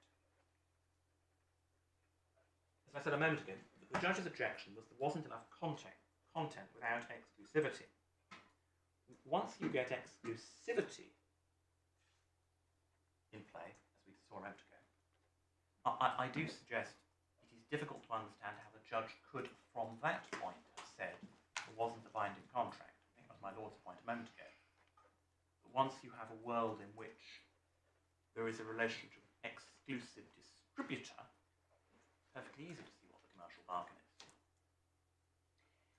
Can I just get this clear in my head? You see these 3 admissions that have been made, which you've now drawn the court's attention to on a number of occasions. Is it your submission that this represents the core of what was expressly agreed in November? Yes. Once the judge said exclusivity wasn't agreed in November, once he rejected Mr. Hammond's account of that, this was the core of what was agreed. And just help me as to this. how are these core terms inconsistent with the defendant's case, Well, they say, which is the separate orders? they say that this did not of itself have contractual effect. Now, I've got that.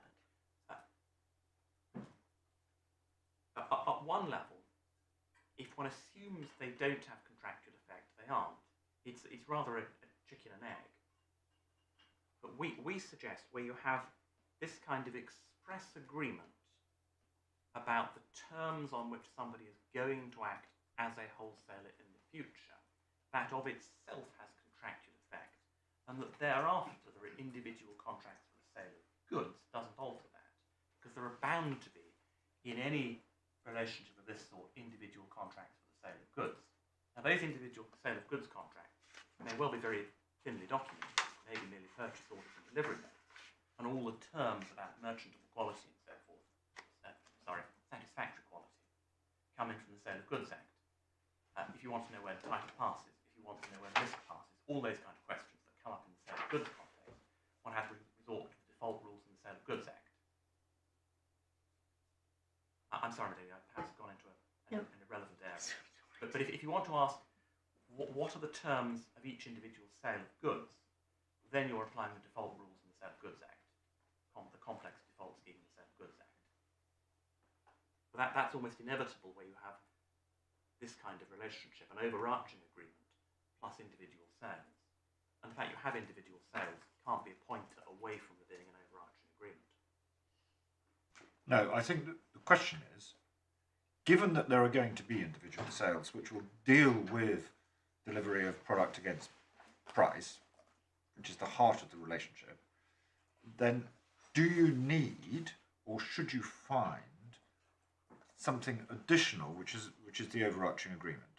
And you say you do find it because you've got these admissions and that's sufficient content to go above and beyond the individual contract. These commercial parties agreed this. They actually agreed these things. It's to be presumed they intended to create legal relations, and what they agreed has sufficient content to be legally enforceable as a bargain. That's all I need. All they need is a contract. I don't need to say the terms of this or that or the other in any detail. I simply need, for the purposes of ground one, a legally binding overarching contract.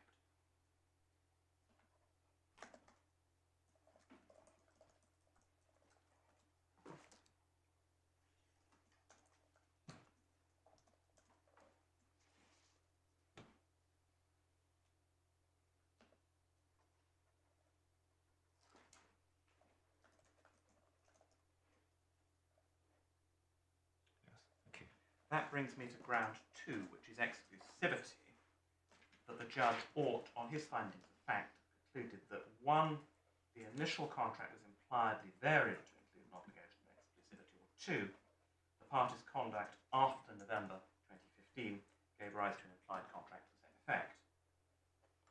Now, as I've shown the court, the key point is that by January 2017, each side thought there was an exclusive relationship and acted on that basis. Now, the judge addressed the legal consequences of his factual findings at judgment 149 to 153.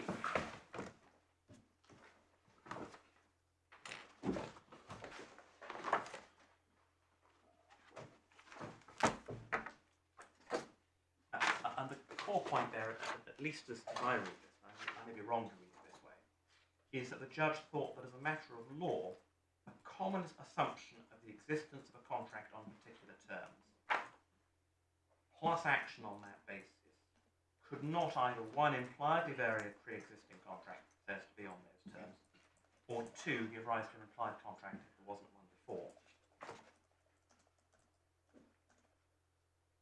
Now, I suggest that that's mistaken, and there are three strands of the evidence which lead to the conclusion for which Hammonds contends. That the first strand is the parties' subjective understanding. I've already taken the court to the judgment at 144 to 150, and I'm not going to go back to that. Sorry, can you just give those references? 144 to 150. Thank you.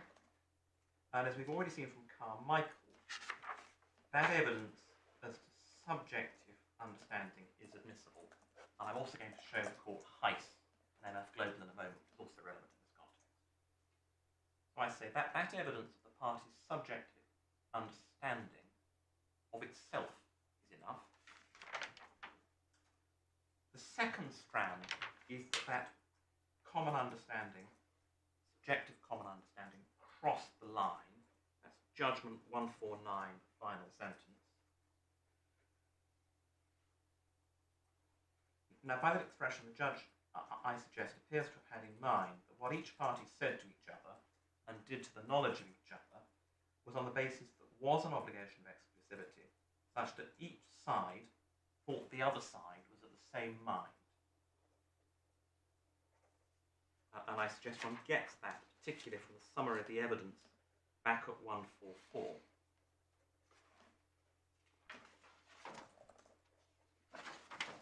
Now, as we saw from Percy Trentham, at page 27, left-hand column, where a contract is alleged to have come into existence during and as a result of performance, one doesn't need to identify offer and acceptance. It's very difficult to do so. The same point, I suggest, applies in this kind of situation, where the parties come to be, I'm allowed to use Latin, ad idem in this way. Their shared common understanding crosses the line as between them has contractual effect.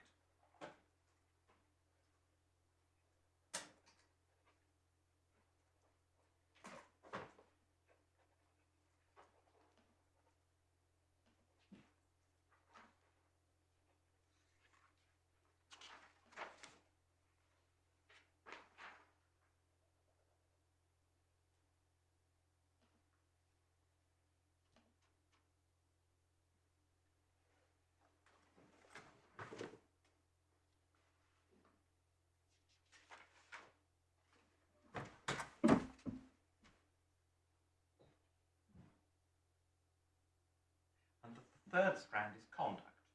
Over a nearly 2-year period, that's from 5th of January 2017 up to December 2018, the parties proceeded on the basis of that common understanding. I'm not going to go back over the passages in the judgment, but I do suggest that that 2-year period, in which practically all the major developments in the relationship took place, referable to that common understanding, is another very significant factor. I accept, of course, that the test for an implied contract, the test for an implied variation, is that the conduct in question must be consistent only with there being such terms and inconsistent with the contrary. That's the Il-Curler case at 17 to 18. But I suggest there's ample evidence of that, both in the shared subjective understanding, which itself would be enough, and in the actions and inactions on both sides, as set out in the judgment, particular at 144, 145, 148, and indeed when discussing the SSAs, at 156 and following.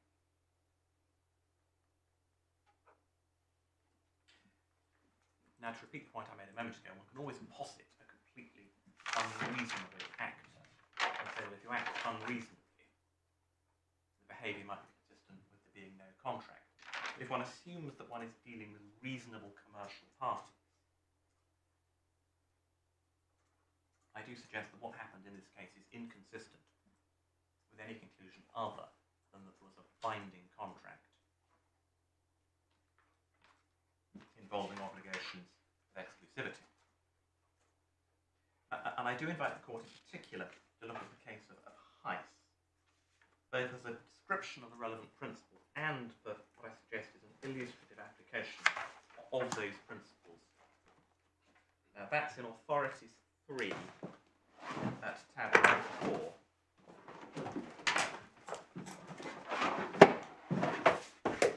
I'm afraid it's only a report in rather an obscure series of law reports.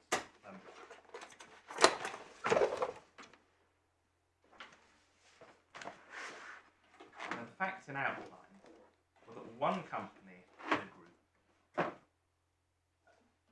received from another company in the group staff on secondment without there being an express agreement as to the terms governing that secondment.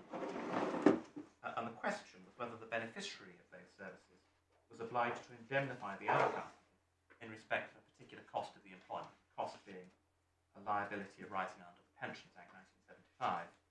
And the issue came into focus because of the collapse of the group into insolvency. The question is which insolvency estate bears this statutory burden. And the conclusion was that there was an implied obligation on the part of the beneficiary company to indemnify in respect of all the costs of the employment, including the statutory liability under the Pensions Act. Lord Justice Voss, as he then was, set the principle out in paragraph 36 of the judgment. That's on bundle page 845.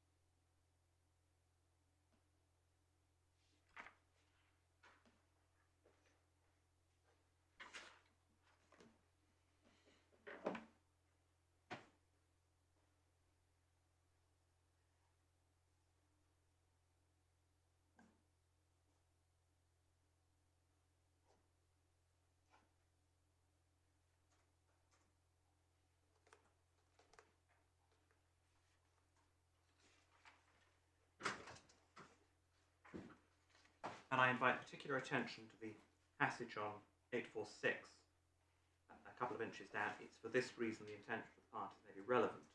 See Lord Hoffman's speech in Carmichael. That, of course, is the passage we looked at a moment ago, where one's talking about subjective intention. In other words, it's not imputed objective intention.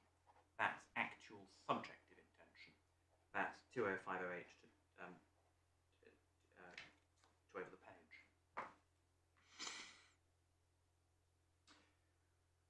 Now, if I can invite the court to consider the facts of Heiss, because I do suggest the judge misunderstood, I'm afraid, what Heiss stands as authority for. And one gets the core facts from 37 through to 40. First point is there was agreement between one of the companies involved and a different group company under which seconded staff would have provided. That contract is set out in paragraph 3 of the judgment. Don't need to turn it up, so it was a lengthy and complicated contract. But after that was concluded, matters were carried forward without further express consideration. In particular, the directors of these companies never actually addressed their minds to the obligations of either of the companies.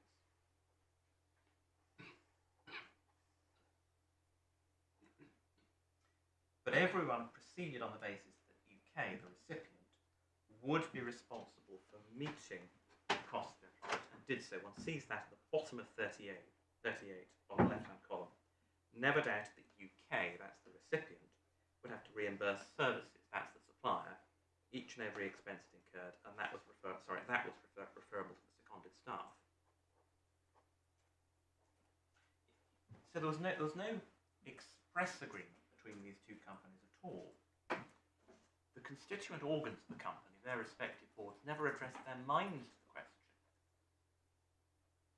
Indeed, one sees at the bottom of 40 the observation that Mr. Cochrane,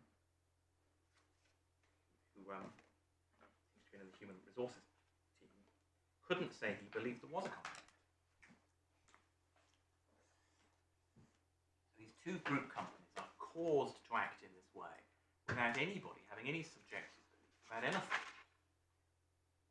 beyond an obligation on the part of the recipient to indemnify. That's the point at the bottom of 38, page 38, paragraph 38. And that, the Court of Appeal said, leads to an implied contract. None of this is explicable except on the basis that there was a legally binding contract. One sees that in paragraph 46, in particular, top of page 848.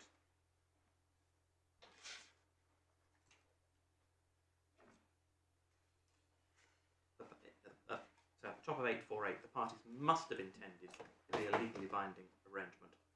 One cannot imagine the entitlement to payment of some $330 million per annum can have been left to a non-contractual arrangement.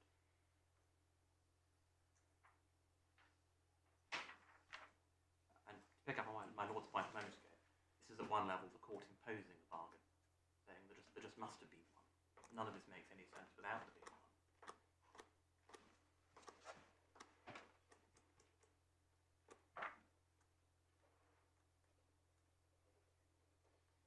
So what I say one gets from that, from these authorities, is that our facts do lead to the conclusion for which we contend, either an implied variation or an implied contract, which are really just different ways of putting the same point.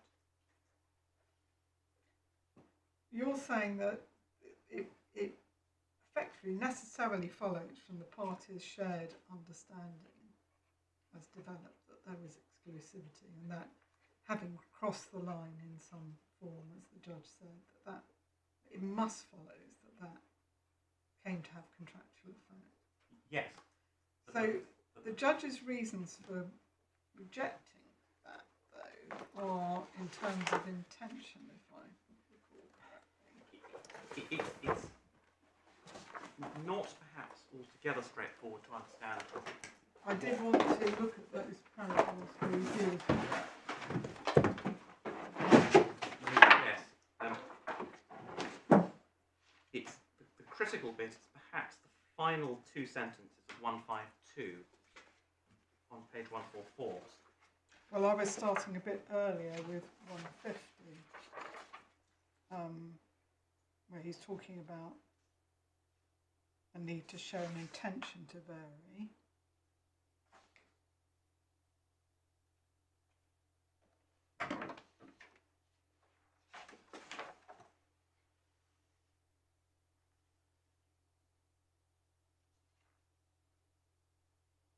Suggesting at 151 that there was an absence of events from which an intention to vary could be inferred, which is possibly at odds with your point about crossing the line and the references you made earlier.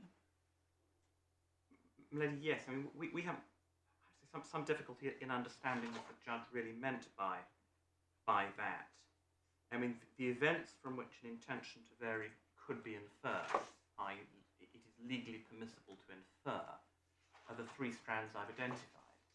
And I say as a matter of law, each of those strands is enough on its own, and that together they're irresistible. This is the subjective understanding and the other point. Subjective understanding, crossing the line, action on that basis.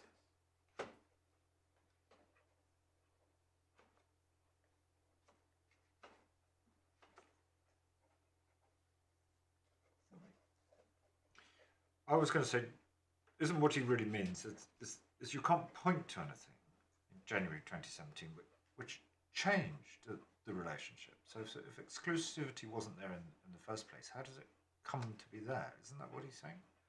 Well, my lord, what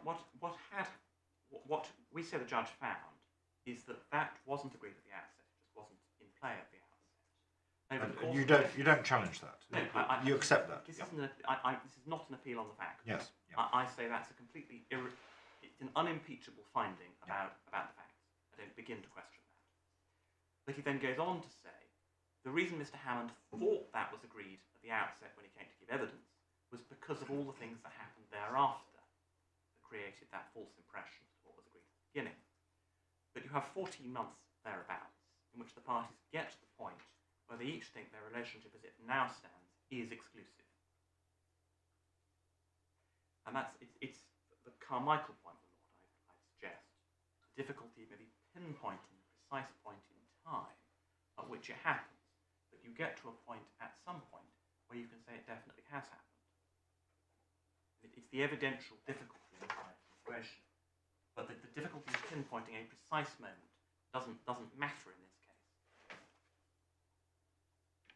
Not least because the judge said, at the latest by the 5th of January 2017, that was a factual finding, by reference to a particular email he thought was particularly important.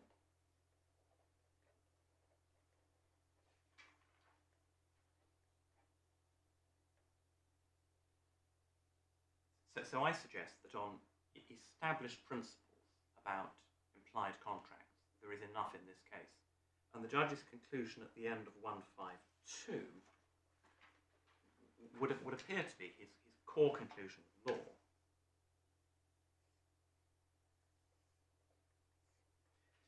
there isn't a legal distinction between an implied contract and an implied variation in respect of what needs to be shown beyond the existence of a pre-existing contract. And if in Heiss, the shared intention, the shared treating of one company as liable to indemnify, leads to the result there was a contract, despite the absence of any evidence of any express consideration by the constituent organs of either company about the issue. I suggest our facts lead to the same result.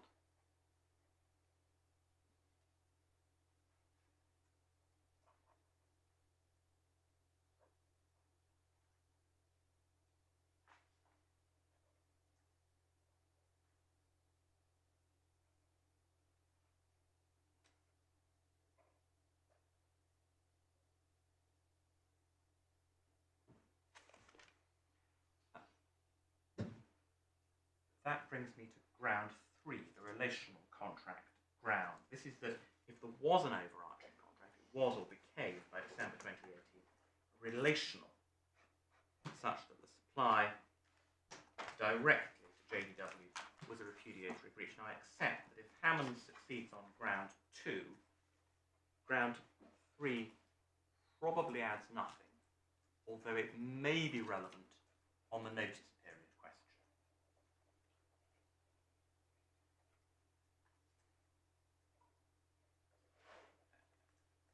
Now I suggest that there are 3 principles. First of all, the nature of a relational contract, that is, it occupies a middle ground between an arm's length market transaction and, for example, a partnership. Second, the obligations that come from the recognition of a relationship is relational or a species in a defined term.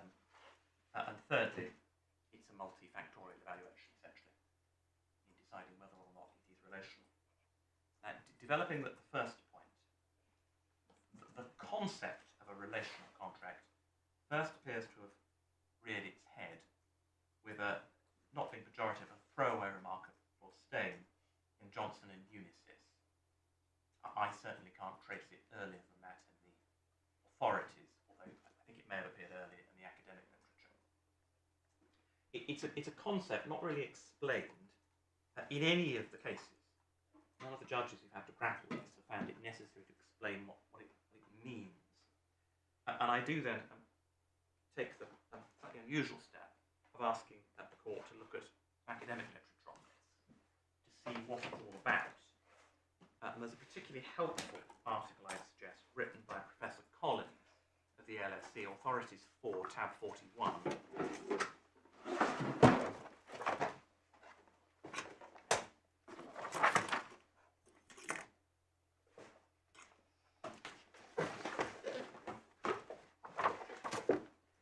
Professor Collins, if one traces the footnotes, one sees that the professor's written quite a lot on this subject.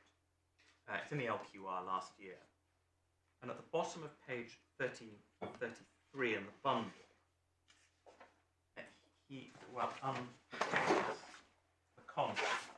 Sorry, you say 33 in the... What, 1333, bottom right. The bundle is paginated straight through. The LQR pagination doesn't come out very satisfactorily. It appears, I'm afraid, in the middle of text. Institutional Economics Explained, that's the passage I'm interested in. And it was the end of that paragraph over the page.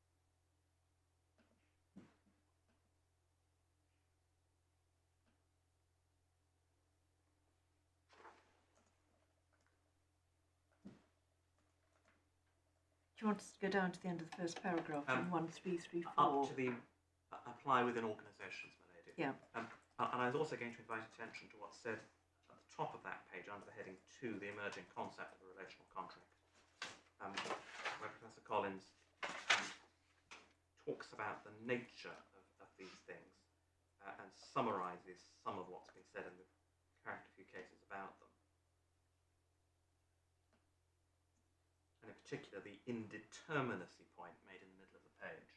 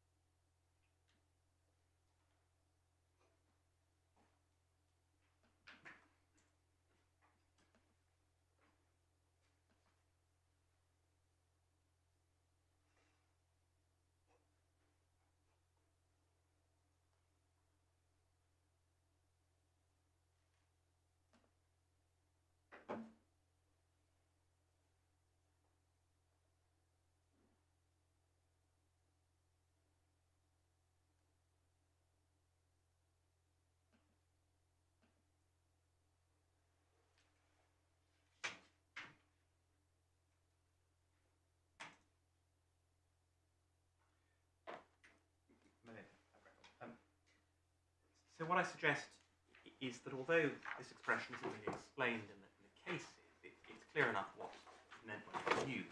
It's used in this sense of a contract occupying a middle ground between a conventional market transaction and one of the relational structures we're familiar with, a partnership. So, and that because of the place it occupies in that middle ground, the only way it can be made to work is to imply mutual obligations of good faith and cooperation. My second point is that this is a species of implied term. One gets that from Bates and the Post Office, paragraph 711. I don't understand that to be a controversial proposition. And the third point is because it's a question about implying a term based on an assessment of the nature of the relationship, it involves a consideration in the round of the relationship. But I should mention in this context the considerations identified by Mr. Justice Fraser in Bates. Now this is Authorities 4, tab 39. It's an incredibly long judgment, I'm afraid. It's not reported in any series of law reports, no headnotes. It's part of the incredibly complicated substance litigation.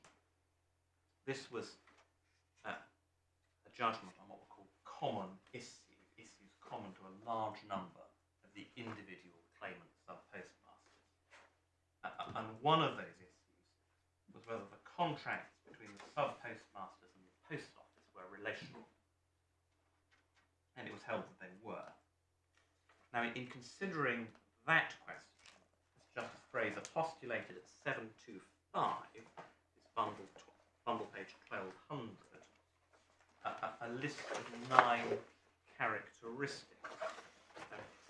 Quite where these came from, it isn't clear. But it appears to be an attempt to identify, as it were, indicia. Now I do suggest this in relation to these. Characteristic 1 is just the application of the general rule: an implied term can't be inconsistent with an express term.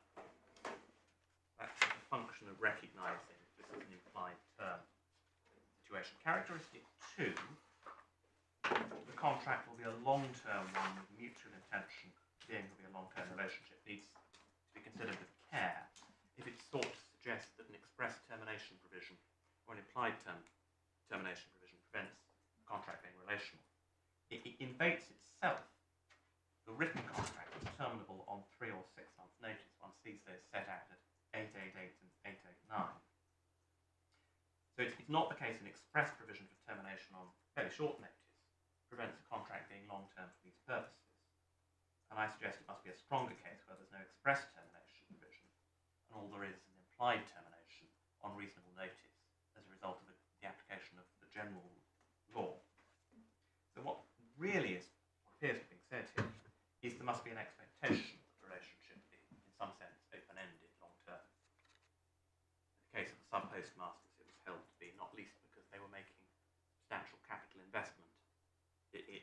cooperation. And I suggest that characteristics 3, 4, 6 and 7 are really the same point. For the relational contract is one involving collaboration and cooperation in a middle ground between a market transaction and an organisation on really different points.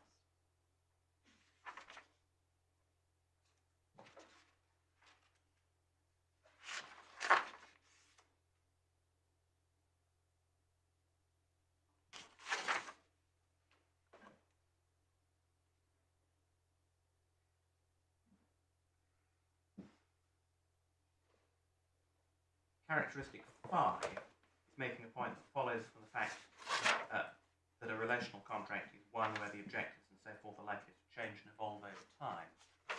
And one might interpose there in much the same way as in the case of an old-fashioned general partnership. Things may evolve and alter over time. And characteristic 8 underscores the middle ground nature of the relational contract.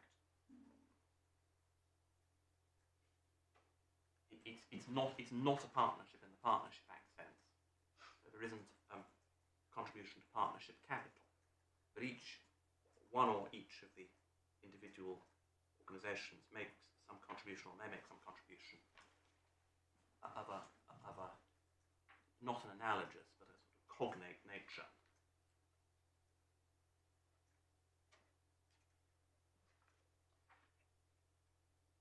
Now, to return to the facts of our case, I'm not going to repeat the points in my skeleton of paragraphs 49 to 52, but I do suggest that matters ought to be looked at in this way. At the very beginning of this relationship, it was not possible for anyone to know what would happen. It was not possible to know whether Zymurgorium's products would be a success or a failure. It was therefore inevitable there had to be some measure of flexibility. And there was therefore that kind of indeterminacy that Professor Collins talks about in his article. Thereafter, that is after the initial November meeting, the relationship didn't proceed as a normal arm's length market set of transactions.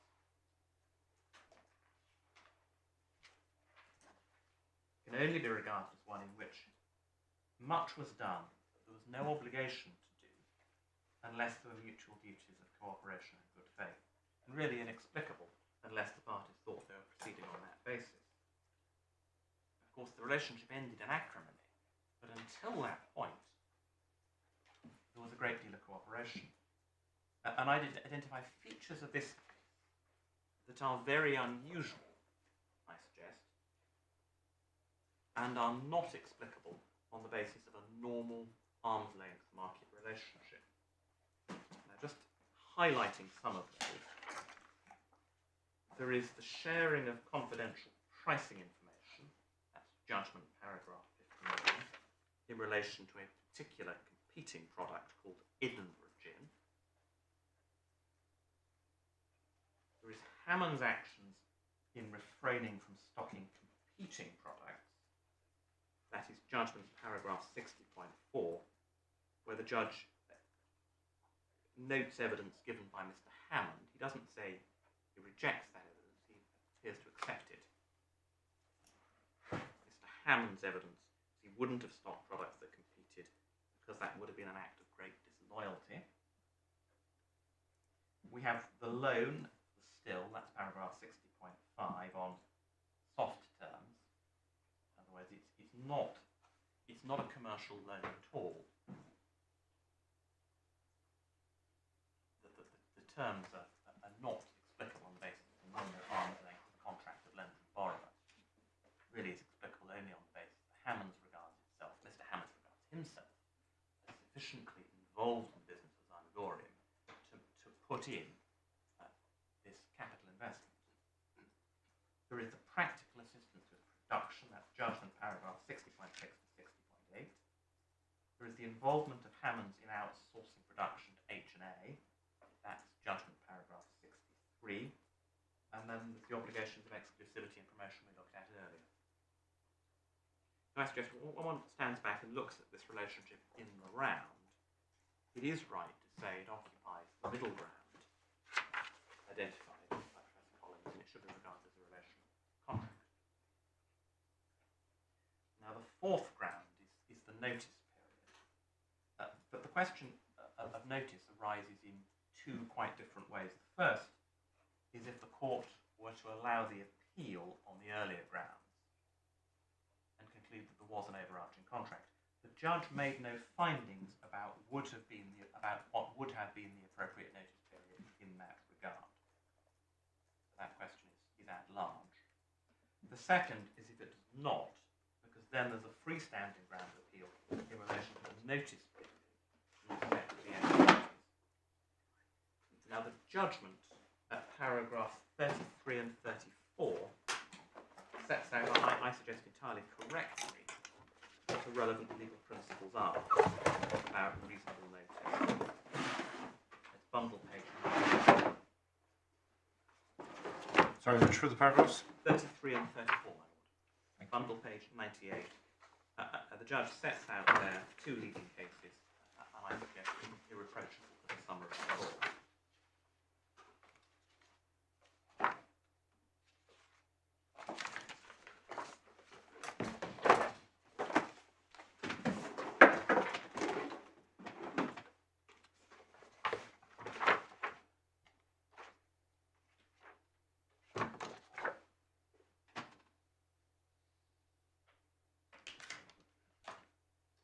And 35 is also a fair summary of the decision in Alpha. At 36, the judge noted the table of cases to show comparisons that we provided, but then doesn't go on to discuss those in detail indeed at all. Now, where the judge came out was to say that the notice period applicable to the SSAs was 3 months in the case of each of them. And we suggest that's far too short. And I'd invite the court to look at one case. And the cases are perhaps of limited assistance because they all turn on their own facts. But to look at one case which is not entirely dissimilar because it involved an implied agreement in rather unusual circumstances. That's the Boots case at Authorities 2, tab 29.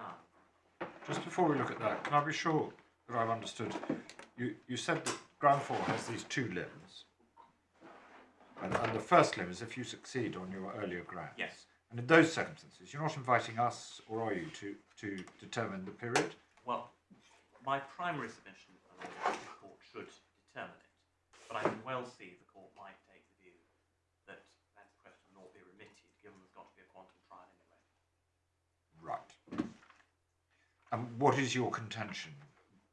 If we're to decide it, how long are you asking for? We're asking for 12 months. 12 months, yeah, that's what I thought. And the reasons for that are set out in my skeleton. But I fully accept the point of the law that, given the judge hasn't made findings about it, that the court might consider a more appropriate course would be to remit that issue. Now, Boots, Bundle 2, tab 29, was a rather odd case. It was about the supply of children's wear. Boots terminated giving 9 months' notice, but what it terminated was not a formal contract, but one which had come into existence as a result of an earlier trading relationship and an earlier express contract. Now, one sees that in outline terms of paragraphs 6 and 78, and between those in vast difference. I don't propose getting into any of the details of the transactions in that case. They don't give really any help. But I do suggest that the discussion at paragraphs 63 and following is of some relevance. And in particular, it's paragraph 70, the judge makes the point, 69, the judge says the 9 months notice in fact given was reasonable, and then gives his reasons for that. First, he says, well, it was an informal, short-term arrangement. then he says, well, the parties didn't sort themselves out, express bargain, that's 71. Then there's no trade custom. The existence of an 18-month notice period in the previous agreement wasn't really of any help, and it exceeded what Hampshire had proposed. And then sixth, it was interim. Seventh, he deals with the position of Hampshire. And then eighth, it was clear that Boots wasn't going to tolerate Hampshire providing what's called the AW10. That was a new product range for a subsequent year. So in those circumstances, the judge said 9 months is reasonable. So in these very odd circumstances, the conclusion was 9 months. Now we say that 3 months is really shorter than any comparable case. This is just a decision on the facts, isn't it? I mean, you've got to say that the judge was not entitled to reach that conclusion. Well, I do, because I say it's a piece of analysis that fails to take account of relevant facts. I see. And the way I put it is this, that the SSAs have been put in place over the course of 2018, ranging from January to August. January in the case of Booths, August in the case of Bookers. Now, to impose a 3-month notice period across the board, the Hammonds was affording differing periods to make a return on its initial investment of time and effort in securing the listing. It's very odd to impose the same period across all 5, entered into at different points in time, when you conclude that there are 5 separate agreements rather than one single agreement.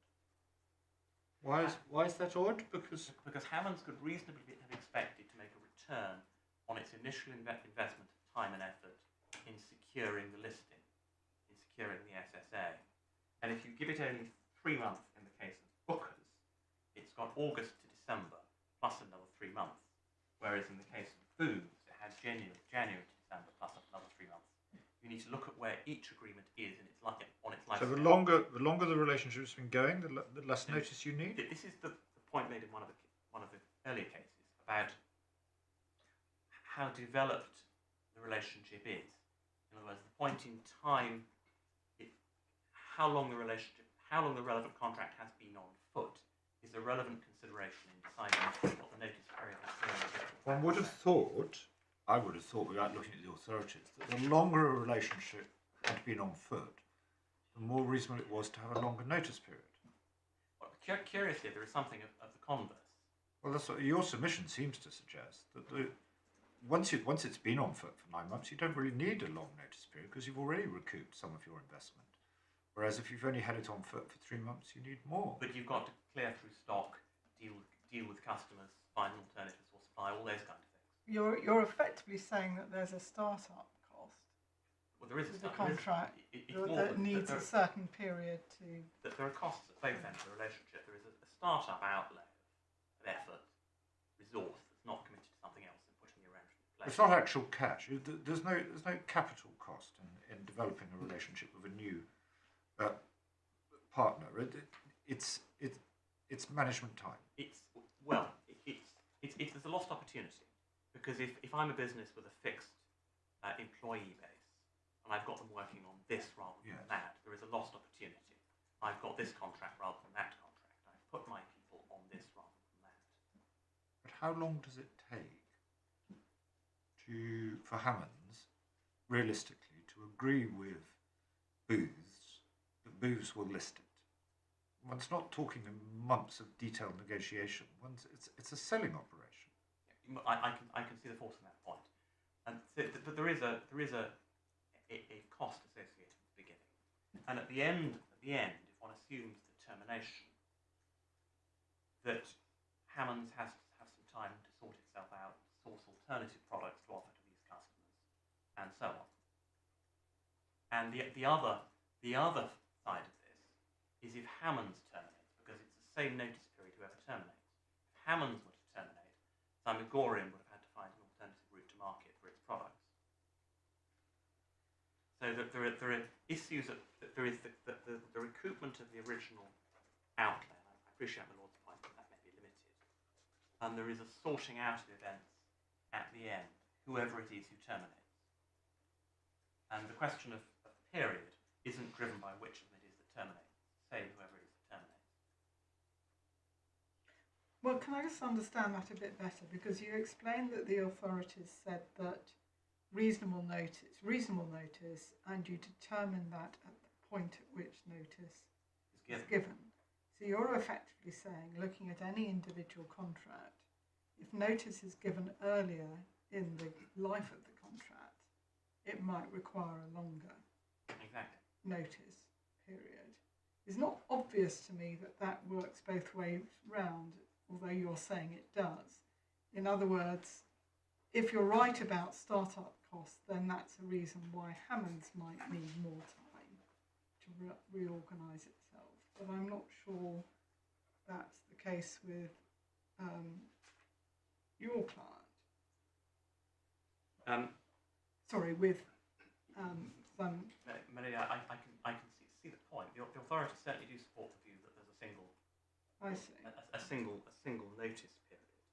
That it's not driven by who terminates, because of course each side, and this is a no-fault termination.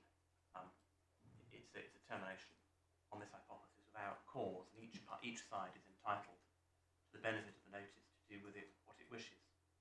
So it can't be different depending who invokes the right. Can I go back to this? I think you accepted the proposition that my lady put to you, that if the earlier you are in the contract, the longer the notice period you might need. Yes. That seems very counterintuitive. If one thinks of an open-ended contract of the most familiar type, contract of employment, the longer the employee's been working there, the longer the notice you would expect the employee to have, because the more settled your relationship is, the more disruptive it is to bring it to an end. Shorter German, I can show my lords and passages in the authorities that Thank you. I do suggest support that view. Yep. But a notice period as short as 3 months would allow Hammonds, in the case of the August agreement, only a very limited time to recoup any value from the relationship. And this is the second aspect of this, which I suggest is very important, once one has a notice period shorter than 12 months, is that the drinks market is cyclical. I'm sorry, drinks market is cyclical. Oh, thank you. Cyclical. Yeah. Quarter 4 is very busy, and sales are very much lower in quarter 1, following Christmas and New Year. Now that pattern of trading, which isn't very surprising, was not the subject of findings by the judge, but it was reflected in both the lay evidence and the expert evidence. And the judge didn't say he disbelieved the lay evidence about any of that. Okay.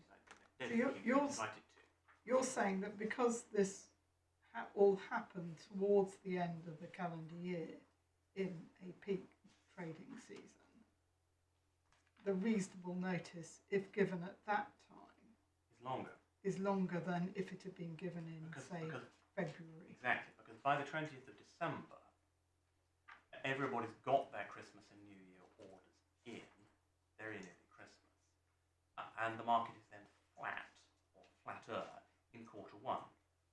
And so the economic effect of 3 months' notice, given the 20th of December, is very different from 3 months' notice given, say, on the 1st of September. Because one's assessing sales volume. On the facts of this case, one is assessing sales volume over what ought to have been the notice period. But is that the right measure?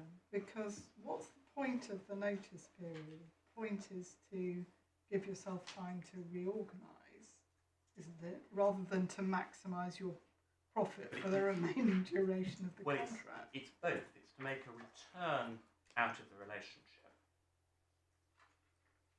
and it's to allow one time to reorganise and to clear through stock.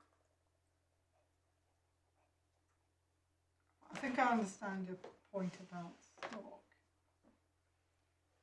You mean if you've stocked up for a peak season, you might need longer? Exactly.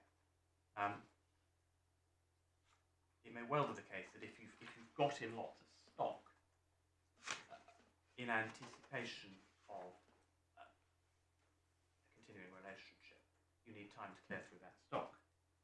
But Was there evidence as to how many months stock you held? there was evidence about how much stock there was at the end, and one could calculate. It's possible to calculate how many months that represented at the level of turnover at that point. But I don't think that exercise was actually done. I'm still confused because yes, you stock up for the peak season, but you'd also clear that stock more quickly. So it's not just you'd expect to clear that stock more quickly. I'm sorry, in the counterfactual of... Well, you're saying you need longer if you've got more stock, but that again depends. You can argue that both ways, because in October you may be well stocked, but that's because you're expecting to sell it. Well, maybe yes, I can see the force in that point. But I do make with considerable force the point that the purpose of the notice period isn't just to allow both sides, to reorganise themselves. It's to enable each party to benefit from the continuation of the relationship. Well, is that right? I mean, I don't know what the authorities say, but purely from first principles, one can understand that an immediate no notice termination of relationship puts people in a very difficult position. Again, if you take the employee, he's expecting to go to work on Monday, and on Friday he's sacked, and what's he going to do? Yes. But if he has 3 months, he can find another job. And the question is, what is the purpose of the notice period? What is it that you've clearly got a right to bring the relationship to an end. So the question is, how much time do you need, and what do you need that time for? Now, I could understand if a case were being made that in this particular business, the wholesaler will typically carry 3 months stock, so you need 3 months to clear your stock. But that wasn't the case you made, because you didn't have evidence of what the average amount of stock you held was. There was a suggestion that it would enable you to replace the claimant's products with a rival product, and that's the whole evidence about Imaginaria. And the judge, I think, accepted that 3 months was long enough for that. So what is your case as to what you needed the 12 months? Well, perhaps we can look back at Hampshire, which might Yes. have some help on this. That's Authorities 2, tab 29.